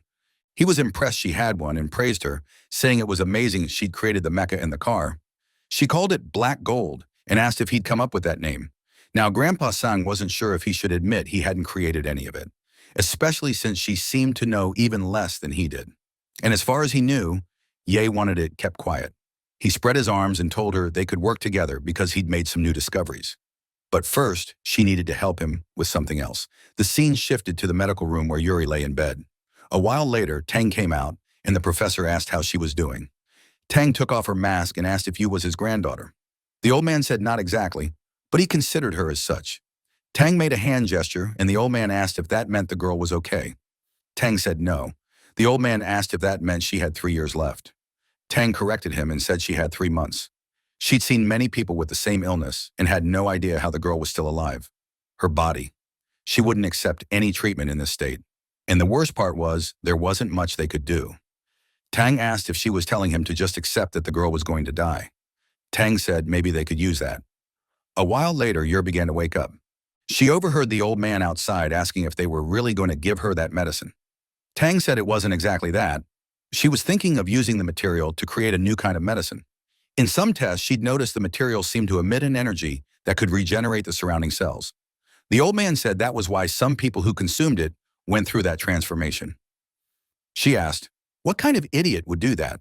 The old man said he'd seen 2 people consume it and become extremely powerful. Tang went quiet for a moment, then said that aside from guaranteed death, she couldn't think of anything else it could cause. She told him to focus on the real problem, making a medicine from the material to help the girl. They didn't have much time, and they also had to make sure she wouldn't turn into a monster. Meanwhile, Xiao Wang finally placed the last item on the shelf. Staring at it, he couldn't figure out why she valued this stuff so much. Tang walked in and thanked the big guy. He immediately asked if Warren's illness could be cured. She said, with the right idea, maybe. He said he'd go check on Yubi, but she told him there was no need. He seemed to be handling things just fine. As he turned to leave, she asked about searching for Yorn's father. He said they were looking. Tang urged them to find him quickly since it could help with her treatment. Back in the city, Yubei stood on top of a building with a giant robot. The sun blazed down and he still hadn't found Yorn's father. He decided to fly around and look for water until he spotted a shopping mall and headed inside. He smashed through the glass and ended up in front of a pool. There was water, sure, but it wasn't drinkable. Then he heard a strange sound and moved toward it. Something rushed past him. He snapped the robot around and fired a laser. Out of nowhere, the creature burst through the wall and lunged at him. The thing was huge, but luckily the robot arms were huge too. Yubai stared at this new monster and raised his hand to fire again, but the creature knocked him away.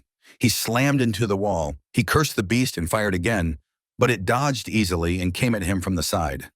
Ye threw a punch, but it was too fast and slipped away again. It landed a hit, but Yibei grabbed hold of it, yanked it sideways and slammed it into the ground. He activated the laser again and hit it right in the neck. The monster fell off and a woman emerged from it. Now these creatures were shooting lasers too. Yub froze, shocked. Meanwhile, out on the street, the big guy searched for Yub. He couldn't find him until the drone activated. It was Yub. She asked if they were still outside. He told her to rest and let them handle the searching. She said she couldn't sleep and felt better working with them. He told her fine, but not to push herself too hard. She reactivated the drone and kept searching. Soon she spotted something strange, and the big guy asked what it was. Yub said a weird group of zombies was heading toward the construction area. They wondered if there might be survivors there. Then she saw a girl lying on top of a container. The big guy looked through the camera and said he recognized her.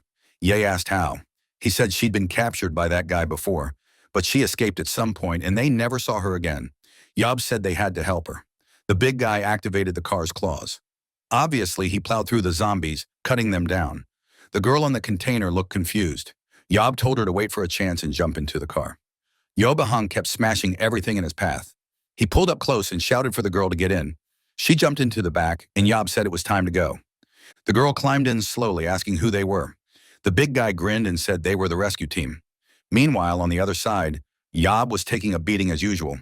Once again, he slammed into the wall and the monster came in for the finishing blow. Yob covered his face, knowing he couldn't look at it.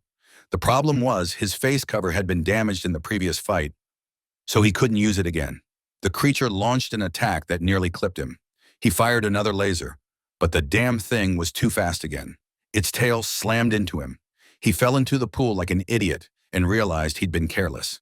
He sank into the water as the creature readied another strike. Now he couldn't move. Spikes began to pierce up through the pool, and he wondered if he was going to die there. Then a light flashed and the creature took a hit to the eye. Man, it was the big guy in the Batmobile saying the apocalyptic rescue team had arrived. The creature hesitated, confused, then decided to run. But Yob's giant hand snapped out and grabbed its tail. He asked where it thought it was going. He yanked it back into the water, drove a punch into it, and told the big guy that if the creature started looking at him, just blast it with the laser. The big guy said he understood. Before the creature could react, Yob fired a laser into its stomach. The poor thing collapsed, trembling. He grabbed its head and demanded to know what this mutant was doing there. Had the organization sent her to kill him? The girl just stared. He told her to open her mouth or he'd crush her head. She finally reacted when he mentioned the secret organization. Lena turned desperate, saying she didn't want to go back to that place. The big guy asked how this girl had also turned into a monster. At that moment, the monster recognized the girl in the car and started calling her Lena. Yabe told her to stay still or he'd finish her off. Lena got out of the car and asked if the creature was Annie. Under Yob's hand, the creature kept calling out to her. The big guy mentioned to Yob that maybe she was another person transformed by the black material. Lena stepped closer and asked her sister how she'd ended up like this. The girl said an organization had experimented on her. She had no idea how to describe the pain she was in. Yob told Lena to move away. He said he'd end her suffering. Lena begged him not to kill her. Even transformed, she was still her sister. Yura stepped in front of Yorbe and asked him to wait. Yore warned her to get out of his way or he'd smash that drone. Yura pleaded that they had just reunited and he couldn't take her life like that. But Yorbe argued that anyone transformed had an extremely unstable mind and it was too dangerous to leave her alive. Still, Lena wouldn't move. She just cried with her sister. Yor begged Yor to at least let them talk and see what happened. Yorbe reminded her this creature had nearly killed him, and there was no way he'd let her walk away alive. Then the big guy suggested Yorbe thank you, because if it weren't for her, they wouldn't have arrived in time. With that, Yorbe backed off. He released the creature and walked away, calling them a bunch of idiots. The monster stood and asked if they were from the secret organization. Yor said no. They were just moving through the city, looking for survivors. Annie explained that after the transformation, she'd managed to escape, but the organization kept sending giant dogs to hunt her down in this place. Y asked why she'd attacked Yorbe. Annie said she'd been scared and thought he was part of the organization. She went to Lena saying it was good to know she was okay and that she had no intention of hurting anyone there. Y looked relieved and suggested Annie join their group. They were studying zombies nearby and maybe she could help. Lena asked if both of them could really be part of that. Yor said it would be a pleasure to help others. The only problem was the monster wouldn't fit in the car. Annie told Lena she'd follow her wherever she went. The big guy asked Yor if she was sure about bringing a monster like this back to their home. Y replied that they were just two sisters in danger and helping them was everyone's responsibility. Yore got into the car and sat down. Seeing that the big guy said that since Yorbe wasn't refusing, it was time to head back. So with the car, the drone, and the monster, they all left. The big guy couldn't believe the creature could move as fast as they did. After a while, they made it back to base. The doctor and Tang froze when they saw the creature and immediately demanded to know what was going on. Lena introduced herself. She said she lived in the east, but when the disaster hit, she and her sister stole a car and drove south. Then Annie appeared from the creature's head. Lena introduced her too, explaining that Annie had been captured by an organization and turned into an experiment. The old man went pale at the mention of that organization. Tang, on the other hand, thought Annie was adorable. She walked right up, softening her voice, telling her not to be afraid, that she only wanted to touch her a little. The creature flapped its fins and Tang hesitated. Then the monster edged away and hopped into the pool. Tang frowned, wondering if she was anxious. The big guy asked the obvious question, how had the two of them survived out there with no food? Just the two of them. Lena said that for a while a man had been guiding them, helping them slip past the zombies. Then one day, he vanished, and they'd been waiting there ever since. The big guy leaned in, who was crazy enough to pull that off. Lena said the man gave them clothes smeared with zombie guts and told them it would mask their scent. That was why the zombies never noticed them. The big guy's mind immediately jumped to one person. Could it be Yu's father? Right then, Yu spoke up, asking if the man had short hair and if his name was Yao Hyang. Lena said yes, then stared at Yu, realizing she was the girl from before. Usa's face crumpled. She said Yao Hyang was her father, and then she fainted on the spot. Tang caught her and helped her up, asking why she'd run away from the hospital. The big guy turned to Yai. Why weren't they going back out to look for her father? Yibei said, once night fell, it would get even more dangerous outside and he needed to strengthen his mecha. That was when the old man stepped forward and said it was time Yibei gave them a real explanation. Yibei always seemed to know everything. The old man didn't understand why he kept so many secrets or what danger there was in telling the truth. The big guy backed him up. If something happened to Yibei, none of them would survive without him. Ye went quiet for a beat, then nodded. It was time. He told him he was a traveler from 50 years in the future. The big guy believed him instantly. Now it made sense why Yibei never felt like an ordinary person. The old man looked like he'd been struck. What kind of time travel was Yibei even talking about? Tang's eyes widened. Humans had survived more than 50 years. Yibei said it all started with that pearl, the thing that kicked off the destruction of the world, but also triggered the greatest technological leap they'd ever seen. When they studied its material, they discovered they could send someone's consciousness back into the past. But the person in the past had to be within the activation radius of the item. The old man was horrified. Yibei said that was how they managed to return to the beginning of the virus. They couldn't go any earlier than that. After years of analysis, they never found anything else like it on Earth. That was why they believed it came from another world. The big guy's thoughts snapped into place. An alien invasion. Yibei said if that was true, then the aliens had already won.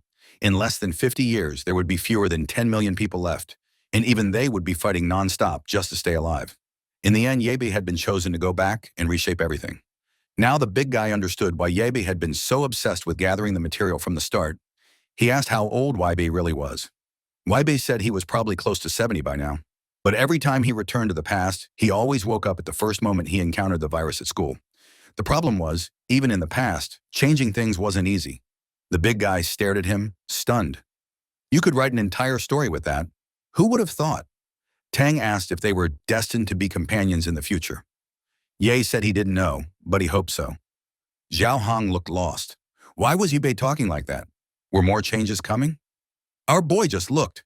Ye looked at Tang and said the virus was evolving, and she must have noticed. Tang confirmed it.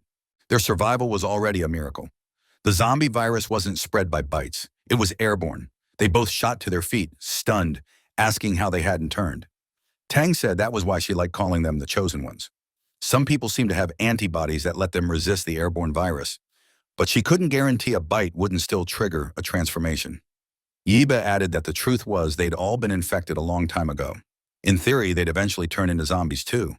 Being immune to the airborne strain didn't mean they couldn't be infected another way. Giza couldn't believe Yiba had kept that hidden for so long. Yiba said he'd stayed quiet because he'd recently confirmed a suspicion. Someone from the future was accelerating the virus's progression. That group was called the Black Order. The scene switched to Zhao. Turns out Zhu was a man after all. Up until now, I'd thought it was a woman. He really did return to normal. I thought the blonde guy was lying to him. Joe smiled and said that now he was officially a member of the squad. He was thrilled, saying they were incredible. Meanwhile, a white-haired girl watched through a window. Back with Yabe, he said that in this timeline, people were transforming into creatures much faster than usual. The first zombie mutation was supposed to happen weeks later, but this time it happened much sooner. And today he'd run into psychic beasts, creations of the Black Order. He suspected they'd sent agents from the future.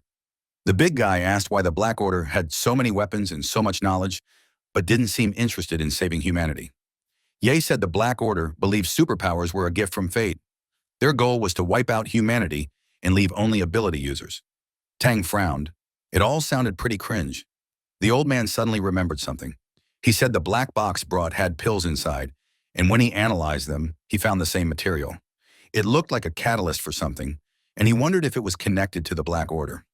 Yabe said they were probably contaminating people's water with the virus, which would explain why so many were transforming. The big guy mentioned Yura's father's car was full of those items, so maybe he was part of the group. Yabe said they'd investigate that later. For now, the key point was simple. As long as the Black Order existed, humanity wouldn't survive. He pulled out a map and showed the changes he wanted to make to the base to improve their odds if they were attacked. He asked Tang to keep taking care of Yer. Yabe in turn asked if Ye was her brother by any chance. Ye asked if that would be a problem. She said it was just a medical thing. He told her it had nothing to do with that, then told the big guy to go back and help Tang and the old man get everything ready. Back in the room, Yer slowly woke up. She sat up and saw Lena asleep beside her. Then she slipped out and walked down the corridor. In one of the rooms, Tang was saying, Yabe didn't seem to be lying about his story. She took a drink and slumped over the table, saying she'd hoped the problems would end, but they were only getting worse. Yura appeared beside her. Tang asked what she was doing there and told her to go back to sleep, but Yura said she couldn't sleep and wanted to go outside for a bit. Tang said everyone was sleeping and soon Yabe would be back to look for her father, so there was no need to worry. Ura said she'd overheard her talking to someone and asked who else was there. Tang said she'd heard right. She pointed at a head and said, "It's him." Ura jumped, asking why she was talking to a zombie. The head belonged to Tang's childhood friend. "A fool," she said. Ura didn't understand, so Tang explained. He was kind-hearted, and she couldn't imagine why he'd wanted to become a doctor. He got rejected countless times, but he kept studying until he finally made it. In the end, he was the only one who stayed by her side. When people at the hospital tried to steal her research, he stood up and told everyone the truth. When the disaster hit, he was the only one who threw himself in front of her. Even while he fought and changed, he kept shielding her. In the end, there were so many pieces on the ground, she couldn't even tell which ones were his. Still, she gathered them up, hoping that someday with future technology, she could put them back together and bring him back. Then she laughed and said she was joking. She knew life wasn't that simple. Oryx asked awkwardly if she'd liked him. Tang admitted that, strangely enough, he was the only person who ever touched her heart. Then she told Yu to go back to sleep because she still needed to talk to Annie later. Meanwhile, outside, Ur went to find Annie. Annie rose from the water and faced her. They stared for a beat. Introduced herself and asked how Annie was doing. Annie said she had to stay hidden. She couldn't risk the organization finding her. Said what they'd done to Annie's body was cruel and asked if it had hurt. Annie said even thinking about the past gave her chills, but these days she didn't feel anything anymore. Fell quiet. Annie studied her and said she could tell Yu was hurting too. She reached out and gently touched her. Ur asked how she could tell. As the monster was about to say, "Humans are all the same," she suddenly fainted. Annie caught her with her fins and called for Tang. Tang came running panicked. She demanded to know what Yu was doing out there when she told her to go back to bed. Tang pressed a hand to Yu's head and said, if she kept this up, there'd be no way to save her. Ur only apologized and said she had a request. She wanted the doctor's help to finish the surgery. Meanwhile, Ur was working on Optimus Prime 2.0. At the same time in the city, Ur's father was searching for Annie and Lena. He had no idea where they'd gone and wondered if zombies had attacked them. It didn't make sense. He'd secured the area and there shouldn't have been any creatures nearby. And those massive tire tracks in the street, he couldn't imagine what had made them. Then wings beat overhead. He looked up and saw a dragon flying past. It circled a building and he felt a wave of relief. But in the next moment, a man with a blue beard appeared and said he'd finally found him.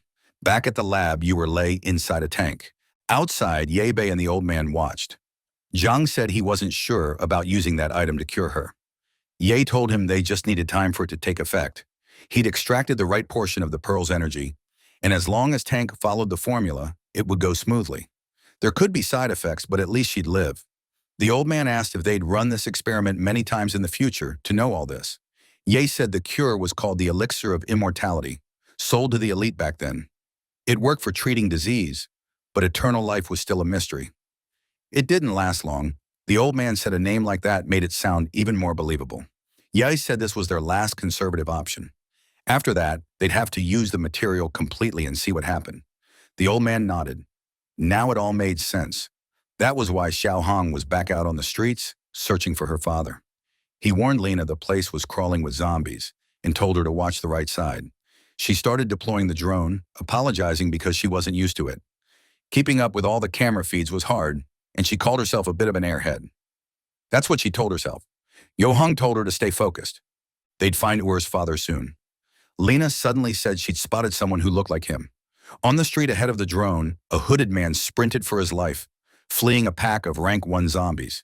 His cloak wasn't working, so he ripped it off and tossed it. A grenade attached to it detonated right in front of the swarm. It didn't matter. The zombies kept walking through the flames, then a laser sliced through 1 zombie and 2 more with it. Zhao Hung drifted hard and stopped right in front of the man who stared at them. Stunned. The big guy swung the car door open and asked if he was Yao Yu's father. The man looked confused, but our bald friend snapped at him to get in. No time to explain. He'd just been saved and the streets were a death trap, so he climbed in. The car tore off. From a distance, the blue-bearded man watched it all. He asked the blonde guy if he was really going to let the man get away that easily. The blonde said they were part of a special group, so they had to be cautious and take this seriously. The blue-bearded man scoffed. His style was showing up and smashing everything, not playing with little tricks. The blonde reminded him they didn't have that luxury. They had very few people left. That was thanks to the girl who'd used a horde of zombies to attack their base, only to get them all killed. The blue-bearded man found it strange. A girl with an ability high enough to command 1,000 zombies, and she still lost to that base. The blonde said it was a sad situation. They couldn't revive any of the zombies they'd lost. Meanwhile, the car pulled into the base. Zhang rushed out worried and asked if it was really a Pang. Yura's father said it had been a long time and apologized for causing so much trouble. Old Zhang told him they should thank the heavens he was still alive. Then he sent him inside to take a bath while they checked on the girl. The scene shifted to a Pang, terrified. Seeing Yura inside a capsule, he demanded to know what happened. The grandfather explained that when Zhou Hong brought her in, she was fine, but lately she'd been getting worse. What made it worse was that she'd been pushing herself to the limit, trying to find her father. A pen crumpled, saying he should have come back sooner. The old man told him to calm down. There was still a lot to uncover. He handed Ong a box and asked where it came from. Apang knew they'd found it in his car, but he had no idea what it was. Zhang asked how he got it. Apang said he'd been in contact with a man named Loro from a group called the Black Group. At first it looked like a charity.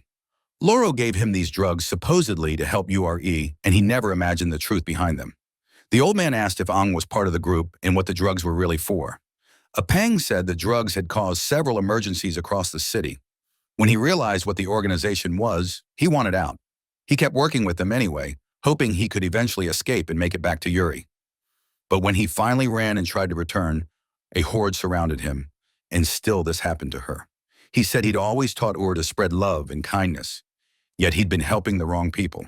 He broke down, calling himself an incompetent father. That's when Tang walked in and told him Ur was still alive, still fighting. Then she told him to donate blood since he was her biological father. No one else there could donate. He was their only hope. Hepang immediately held out his arm and told her to take as much as she needed. The doctor cheered, saying it was a good thing he had arrived, or she would have had to use that material on the girl. The father looked confused, then shouted that he wouldn't allow it. The doctor couldn't understand why, and Zhang asked what he thought he knew. Aang said he wasn't sure, but the organization was planning a massive experiment. Their target was the entire city of Ani, and countless lives would be lost. Zhang said it didn't matter. Most of the population was already dead, so there weren't many people left to lose. The father insisted they couldn't use the material on the girl no matter what. Zhang argued it was the only way to fight those guys, and besides, they had nowhere to run. Aang panicked and said they had to get out of there fast.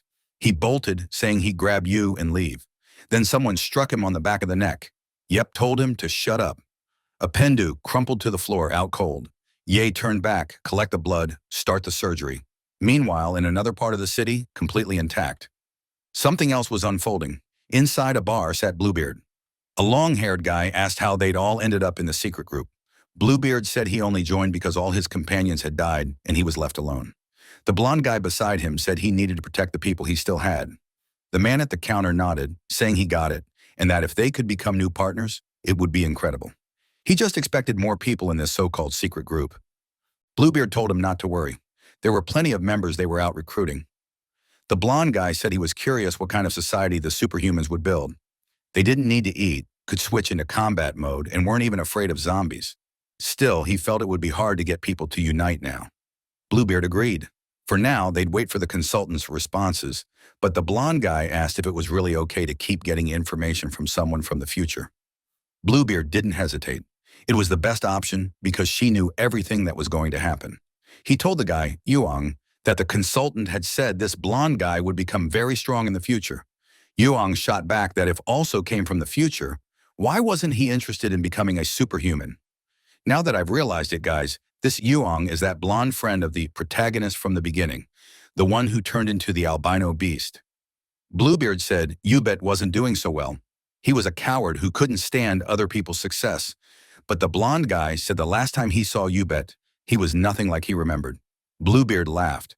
At least whoever wronged Yubai in the future would probably pay for it in this life. But one thing was certain. They'd have to kill Yubai. He was getting in the way. Someone clapped and said he'd heard everything he needed. It was the blonde guy with the hat. He said the world Yubei wanted to create was completely different from theirs. For now, they were still trying to inspire the boy to change him. But if he refused, then obviously they'd kill him. Everyone in that room had been born from the black gold. They'd abandoned their old bodies and accepted a new rebirth. Now they needed to dive even deeper into the mysteries of that item to gain a power their race had never seen. They even had a little slogan, the Shadow Squadron was eternal. These bastards also had 30 different names for God's sakes. Back at the base, the big guy was half asleep while our boy worked on the car. He asked Yubet about his friends from the future. If they were younger back then, they had to be kids now. Yubei said the present and the future had changed. Whether those friends were still alive was anyone's guess. And in this life, he might never meet them again. The big guy asked how he planned to rebuild the organization he wanted. Yub said he didn't need specific allies. He needed people who shared the same vision. Xiao Hong frowned, confused, and asked what vision that was. Yubei explained that the goal was to eradicate the black gold and the supernatural people and restore the proper order to humanity. The big guy said those were simple things to explain, but extremely difficult to achieve. Yubei explained what had happened to future generations who become dependent on the black gold. To maintain their powers, they created zombie concentration camps where people were transformed to generate more material. The problem was under a regime like that, the number of people kept shrinking, and those with supernatural powers didn't want to fight it. His group was the last of the rebels, still trying to oppose the regime. Xiao Hong remarked that for someone who wanted to eliminate black metal, Yubei was pretty good at using it to build things. Yubei said that to eliminate it, you had to understand it first. Once the enemies were wiped out, they'd destroy any equipment they'd made. Xiao Hong said it was impressive. Yubei lived by such a serious philosophy. Yubei told him not to praise him too much. If it weren't for his allies from the future, he would have given up a long time ago. And if it weren't for the people who saved his life, he'd already be a zombie. Sometime later, Eng woke up in the upstairs room. He said the weather had been strange lately. Zhao Hong said they should at least be glad the rain had eased up, but Ang asked if they really weren't going to escape that place. Xiao Hong said that based on what Yebe had told them, the group had already spread across the entire world, so running anywhere was pointless. Ang said he knew Yebe wanted to stay, and that maybe the way he'd raised her had made her too innocent. Xiao Hong replied that after everything she'd been through, she could make her own decisions and think for herself. She was stronger than he'd imagined, and she was the one who had asked for the surgery. Ang said he knew, but he couldn't help worrying. Zhao Hong said he used to worry about his own son the same way. So much that they fought. His son ran away and cut contact, and only after his son disappeared did Zhao Hong realize they'd never forgiven each other. Apang asked if his son was still alive. Zhao Hong said he didn't know. It was still a mystery, especially since he knew the boy wouldn't want to see him, but they had to leave the past where it belonged. It was time to end this storm. Meanwhile, outside the base, a giant robot stomped across the ground. Man, our boy had built Optimus 2.0. The big guy stared in shock, saying this had to be the ultimate mecha. Ang said that if the guy from the faction wanted to find him, he'd make sure that wish came true. He wasn't about to let him spread so easily. He extended his arm, Iron Man style, to the big guy and said his job was to hold down the fort while he was gone. Don't worry, anyone who showed up would be eliminated. Yay! Bay told him to keep taking good care of your. The big guy agreed. A pang activated the thruster and flew off. The fool just stood there watching, saying it was amazing. Meanwhile, in another part of the city, the blonde guy watched it all. The whole group was watching, and they knew it was Yabe.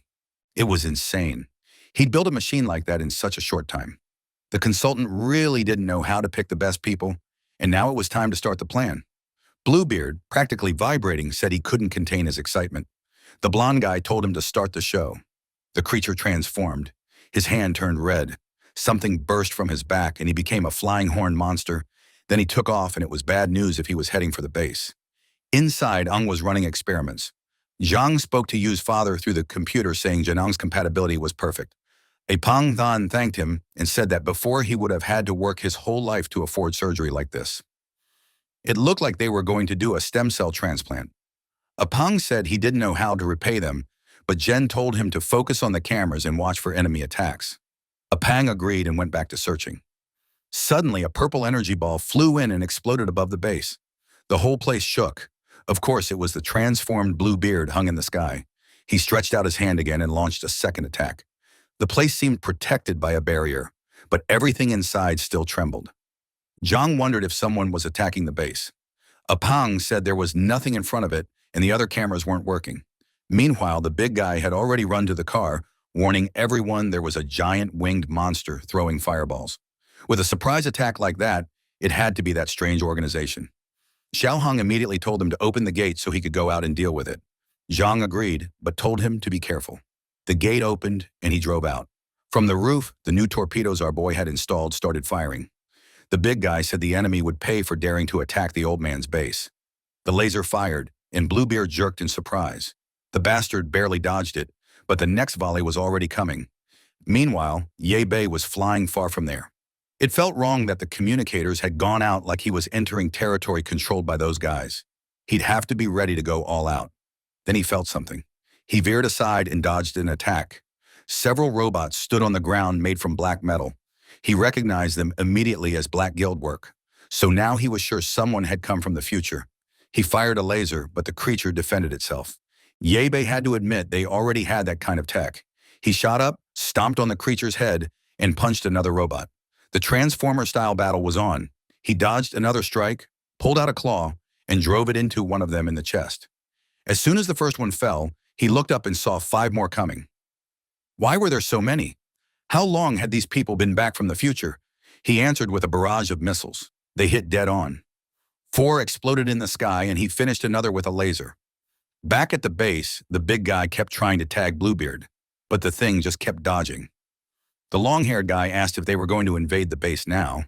Loro confirmed it, but said the guy was spooked by the electric fences and the poisonous gas. They would enter, just not yet. If they rushed it, they'd be wiped out. That was expected. That's why Loro had other plans. The Pang suddenly warned everyone that the big guy seemed to have scared off the winged creature. He asked if you were okay and how the surgery was going. Then something appeared on his neck. Blood poured out. He dropped to the ground. A blonde guy emerged from his corpse. He said the blood mark was perfect for being placed on him. Better still, since it looked like he was in the control room. Outside, Xiao Hong was having a blast. He launched another barrage of torpedoes at Bluebeard. The creature tried to flee, but realized it couldn't and turned to cast a spell. It blew up some of the torpedoes, but a laser hit it square in the hand. The sky flashed and it crashed to the ground like trash. The big guy was pumped. The car's combos were amazing. He moved in on the creature. Bluebeard started forming another fireball, then slammed it into the ground. The blast flipped the tank. The car rolled and Bluebeard said this was where it ended. He leapt at him and with both feet latched onto the side of the tank, crawling closer. Time to open that can. The big guy didn't flinch. He swung the door open right into Bluebeard's jaw. Then he pulled out his pistol and fired. The monster tried to dodge, but the shot still caught him in the shoulder, making him stumble back. And if you thought the big guy would stay in the car, you were wrong. He slid down the hill and threatened him. Bluebeard laughed and said he finally understood why he'd been sent here. The big guy asked what he was talking about and why he was laughing. The monster kept laughing, called out Zhang's name, and said it had been a long time since they'd last seen each other. Then he began to transform back and asked if Zhang didn't recognize him anymore. That's when Zhang recognized him. Old Zhao. Meanwhile, back at the base, Tang was watching over Yor. She seemed relieved that nothing had fallen on top of the capsule. Zhang told them the attack must have cut the power, and now they were running on generators. The real problem was the stem cells they'd absorbed from the father were destroyed. Tang said it was fine. They could just ask him again. But then the blonde guy walked in and said, unfortunately, he wouldn't be able to come back to this place. Zhang spun on him. Who was this guy? The blonde guy introduced himself as a member of the organization and apologized for what happened. The old man, stunned, couldn't tell if they'd broken the barrier or taken down Zhou Hong. The blonde guy said he wasn't that hostile. He'd only borrowed a little piece of Mr. Yao's flesh. Zhang's face hardened.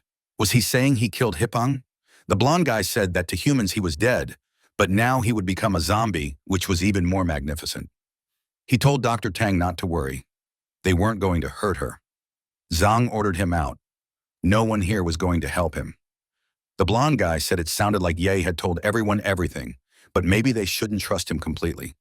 From what he'd heard, Yabe was the type to abandon others when he needed to save himself.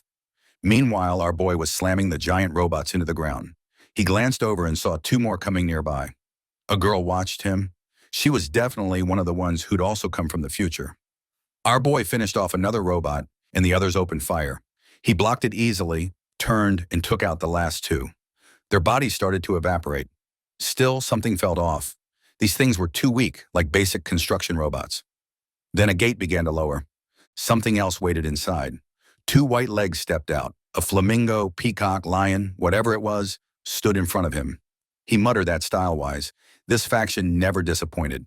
The creature screamed and charged with a roar. Yabi dodged, but she triggered something in her stance and followed up, blasting him back again. The monster kept chaining attacks as he slipped and ducked. Then she activated something in her eye and aimed it at him. A slowing light. He didn't even need to look straight into her eyes. He froze. Purple fire poured out in a barrage. He couldn't move in time. The boy burned. Back at the base, Zhao Hong demanded to know why that guy was still alive. Bluebeard shot back that it was the same thing he wanted to know about Zhao Hong. Zhao Hong pressed him. What was going on? Why was he with this group? Was he the one who betrayed them and got Shoei and Akun killed? Bluebeard said he was involved, but he hadn't done it on purpose. The big guy yelled, asking why he'd betrayed everyone when they trusted him like a brother. Bluebeard said their whole stealing from the rich to give to the poor act was always going to fail. On what was supposed to be their last mission, the police caught them, but the new organization got to him in time. They saved him and he managed to rescue his injured friends while Xiao Hong disappeared. The big guy demanded to know if he'd saved Akun and Xiaoyi. Were they alive? Bluebeard hesitated, then said yes. Everyone was safe. They should join forces like before. The big guy snapped. What kind of joke was that? He already knew the organization wanted to wipe out humanity and build a world only for the transformed. Now he was sure Bluebeard had transformed, and he'd probably done the same to their two old friends. Bluebeard said that life was over. They couldn't keep living like that forever with no identity, hunted by everyone here in the new organization. They were superhumans. They could change humanity. That's when his tail got slashed. The big guy had hesitated, but he still cut off a piece of him. He demanded again, were Akon and Xiao okay? Bluebeard's expression shifted. He said the big guy was as annoying as ever. Then he flew off, warning that if the big guy didn't want to talk, he'd take him to meet them. Back at the base, the old man told the blonde guy that Ye was strange, but he was sure the boy had tried harder than anyone to protect Waiba. Song thought for a moment. How are they supposed to explain this? Why was a little girl trapped in a capsule meant to create superpowered people? He said he understood now. Ye wanted to create psychics who would obey his every command, and Ya had been hiding his identity as a mechanic pretty well. He walked to the computer and said, these so-called apocalypse mechanics were fanatics for black gold, experts at experimenting on human bodies. Zhang asked what he was planning. Song said he was just helping the boy finish what he wanted. With one small adjustment, they turned the girl into a psychic loyal to the Black faction. He hit enter. Now, with one more ability user, the organization was stronger. The old man cursed him as human trash and charged with an iron bar. Fire flashed and melted at mid-swing. Joe stood beside the blonde guy and warned him to be careful not to play with fire in a place like this. The long-haired guy said he couldn't wait to meet the new company. Not to mention, he had a special connection with her. The blonde guy ordered him to deactivate all the defense tools. He said he was on it, then started shouting in frustration, furious there was nothing to burn. Then he spotted Lena on the ground. Could he burn her? No one said they needed her alive. The blonde guy approved. He walked over and told her to scream a lot when she started cooking. He grabbed her arm and the whole place shook. The ceiling crumbled, transformed. Anne appeared. The old man froze. Anne activated her eye power. Man, the next second she'd already finished off everyone in the room. Bodies hit the floor. Tang thanked her and told her to take care of those bastards in the lab. Tang rushed to the computer, trying to undo Song's changes. But she couldn't. Anne activated her power again, this time toward Era. Tang stared, impressed. How was that power weakening the strength of the black metal? If that was the case, she told Anne to keep doing it and slow the mutations. Tang remembered Ye Bei telling her to activate the backup protocol in an emergency.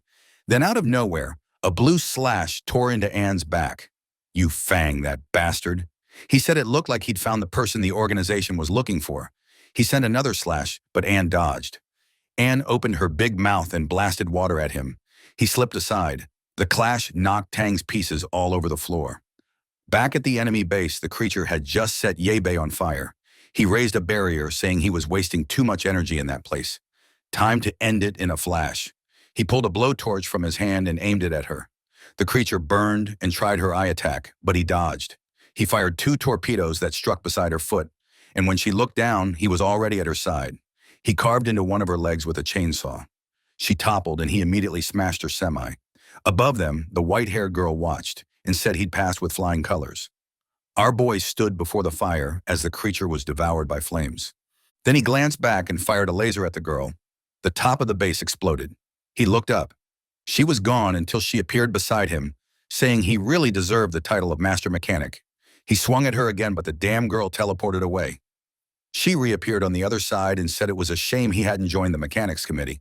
Ye is pretty furious, wondered why he kept running into people with teleportation powers. He flew at her, but she only stretched out her hand. His robot suddenly stopped working. He felt it, his energy draining. What was happening? He demanded to know if she was a traitor to the committee and what time she came from. She said that once she had been the great sage of the Northern Mountain. She worked with a mechanical council that he should beat.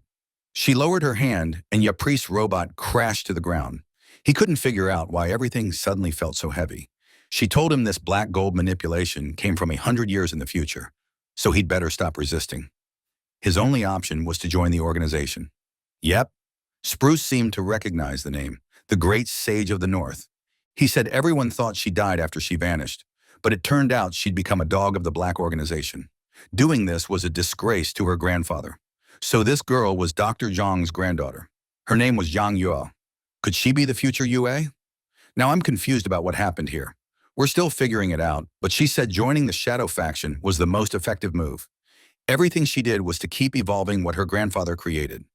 Ua asked if her grand plan was turning all humans into strange creatures, and whether she'd killed plenty of her mechanic friends in her time. Ua said she'd always told the truth, but few believed her. And to avoid future problems, she had no choice but to eliminate every one of them. If Ua kept opposing her, he'd end up the same. Our boy said he couldn't wait to hear her brilliant ideas. She asked if he really thought black metal was all there was to this apocalypse. He said as far as he knew, the meteor brought the virus, and that's why humans started transforming. She said she'd believed that for a long time too. But the truth was something no one wanted to share because it would cause panic. Uoe asked what secret could make her switch sides and start killing so many people. Uoe said it was because of a meteor. 5 months ago, it hit this planet and brought the zombie virus. But 100 years from now, another meteor just like it would arrive, only 10,000 times bigger.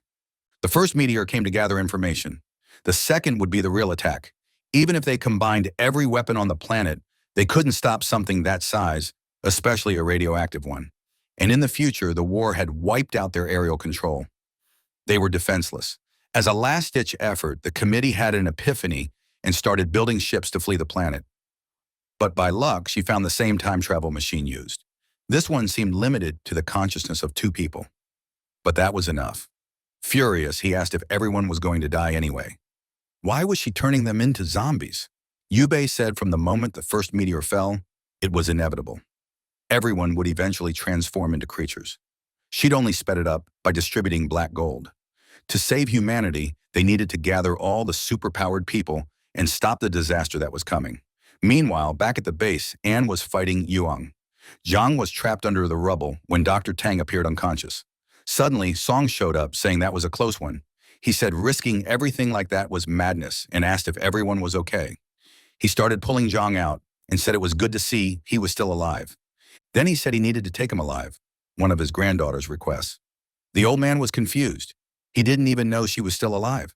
The blonde guy said she was extraordinary, the great sage of the mechanics. A century into the future, along with their organization, she'd already conquered the entire Earth. Still confused, the old man asked if he meant Zhang Yu and if she'd really joined them. Man, I was startled. Apparently they're different people, right guys? The blonde guy said she was the great sage behind the organization, and she might have gone even further if she'd had her legs. And I don't know if the translation's off, but he said one of old Zhang's experiments caused an explosion back then that made her lose her legs. Apparently Mr. Zhang's son sent her abroad, but she never held a grudge against the old man, and that hit Song hard. He said must feel guilty, so it would be good for him to meet her. After all, he figured that's why Kang tried so hard to take care of Yer, because they looked alike. He then kicked Shu in the farce. He smacked his head, telling him to wake up. He ordered him to bring the old man and Dr. Tang. They were heading back to the base. Then someone walked in. They looked lost. It was Yer's father, transformed. The blonde guy snapped at Sho to finish everyone off and take them away. But Sho was on the ground shaking. Chiang's friend had gotten back up, covered in filth, and was closing in. Zhu threw flames, but the thing didn't even react. Chiang woke and saw Xiaowing protecting her again. The blonde guy kicked father. At a moment like this, nothing could go wrong. The old man shouted for Ong. Right then, Yu's capsules started to glow. Outside, Lena watched Anne beaten to a pulp. Yuang taunted her, telling her to give up. She couldn't match him for speed. Even Zhenong was out cold. Bluebeard said he'd gone easy on him, but it'd be better if he became a superhuman soon. He'd be much stronger. Then energy flared across his back. From the center of the base, a green laser shot straight into the sky. Back in Yebe's fight, he told Yer to stop making excuses. Risking all of humanity for a meteor made no sense. Ur said the second meteor followed the signal from the first. That was why it was inevitable. It would collide with Earth. There was no escape. Everyone would have to become extraordinary creatures to survive.